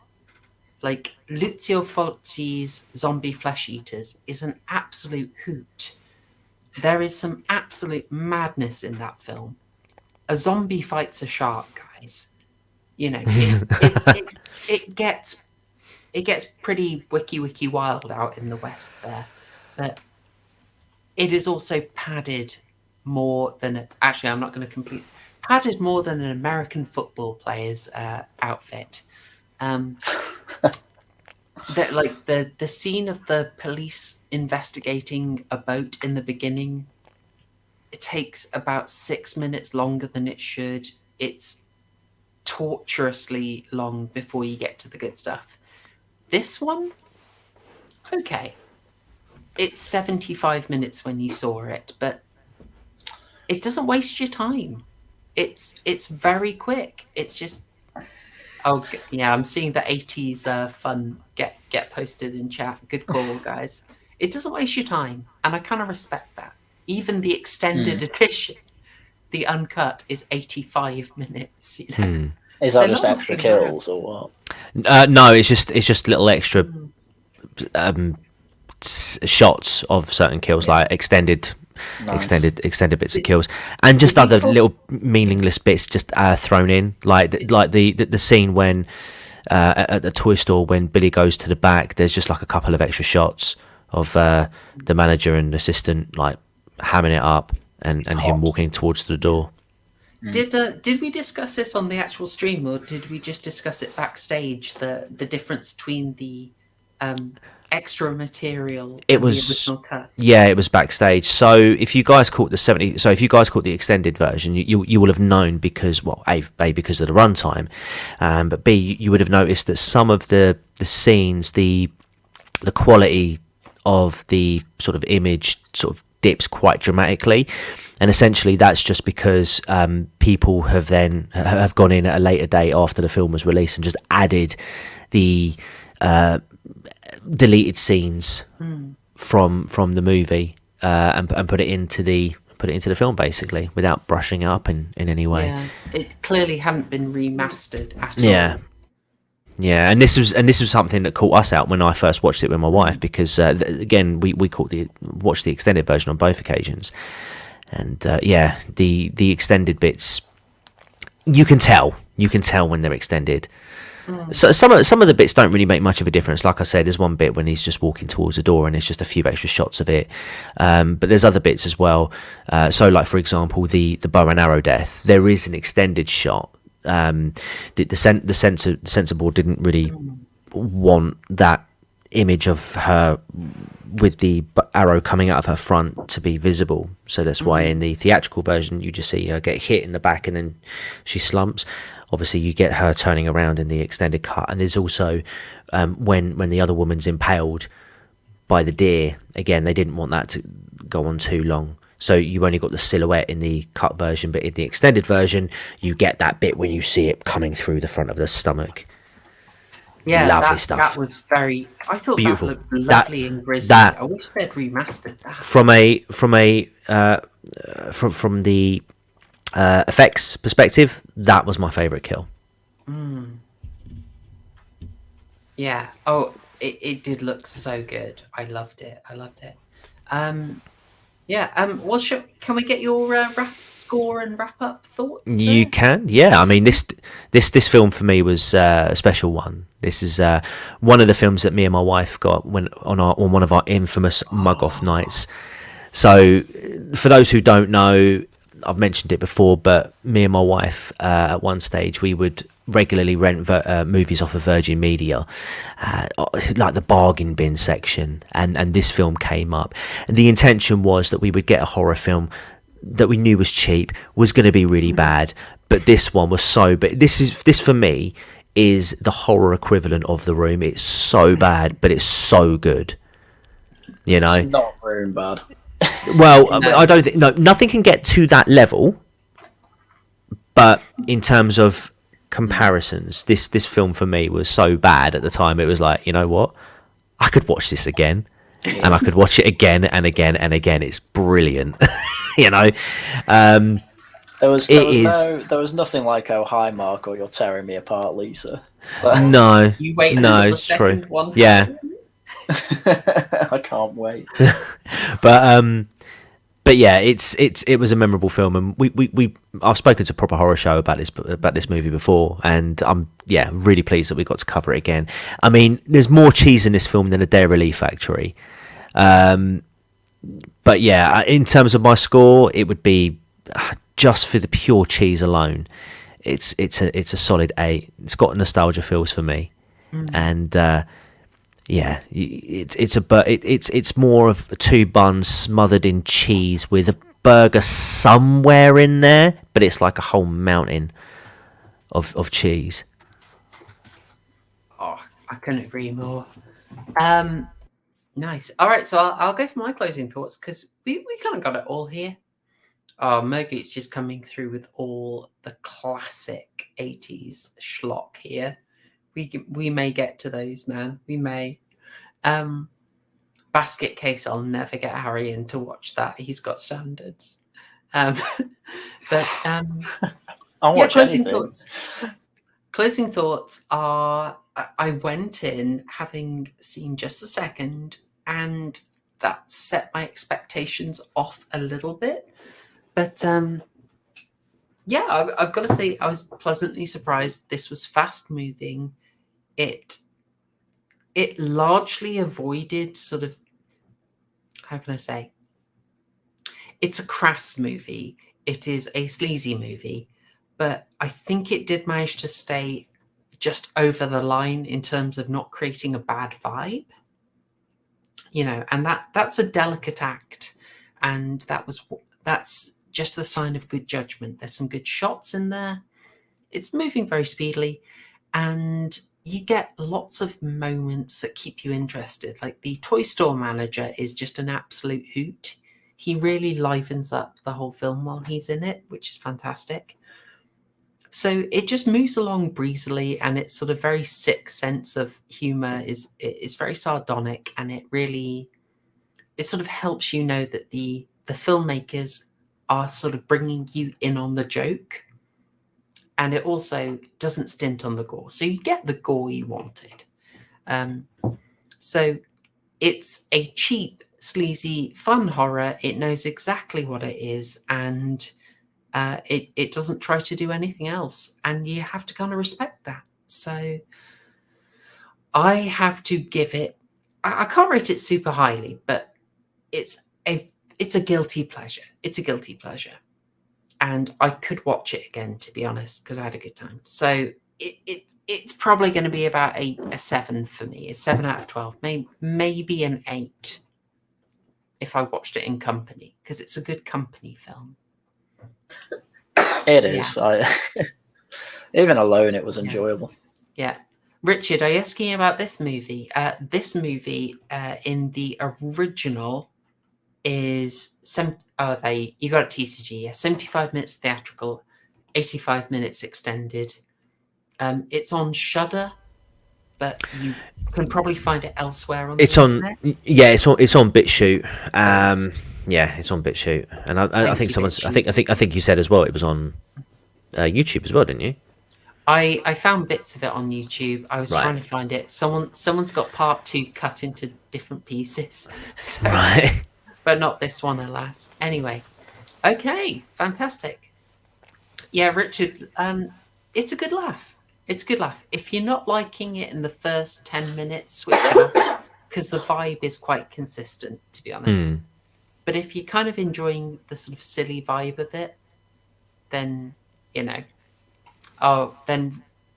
Bit shoot it is, baby. BitChute. BitChute it is, baby. BitChute all the way. Oh my gosh, I feel like streaming's coming back, guys. You're just finding all these streaming sites and Yeah, Shudder is a useful one. To be fair, I don't Yeah. actually have it. I still, well, I say on stream, I get them in perfectly legitimate ways. good on you. I believe you, Haryan. All right. Well, I suppose I was going to put out a little video actually about whether Shudder was worth it. Well, wait for them to sponsor you before you start promoting them. I was going to absolutely, do. yeah. I was going to do it anyway. I'll shill them for free, basically. But eventually, You're missing out. eventually we'll do it. Oh my gosh, parts 1 to 5 are on BitChute. Mergoot, you're a legend. We got to get you on here Love one to time, see it. Mergoot. We've talked about the Florida man. We got to do it. Okay, so we've reached the end of the stream. We're ahead of Super Nanny here, so I'll give you a little update what I'm doing. Again, I've got my script for the Clive Barker video up. I've got the recording of the audio for another Candyman video up. And I have completed 2 out of 5 filming sessions for the Christmas special. I'm going a little bit overboard with this one. Maybe. Good. I know, I have fun with it. So there is a lot going on. I'm going to be editing for a good while. But the next thing that I want you guys to worry about, to be concerned about, to be prepared for, is next week's stream. You're at the end of the content, so I'll tell you in advance. You guys hear it first. We're going to cover another Christmas movie before we start a slightly longer arc. And I think we are going to cover the Black Mirror Christmas special. Oh, Oh my okay. god, I've seen that. Wait! I've not seen it.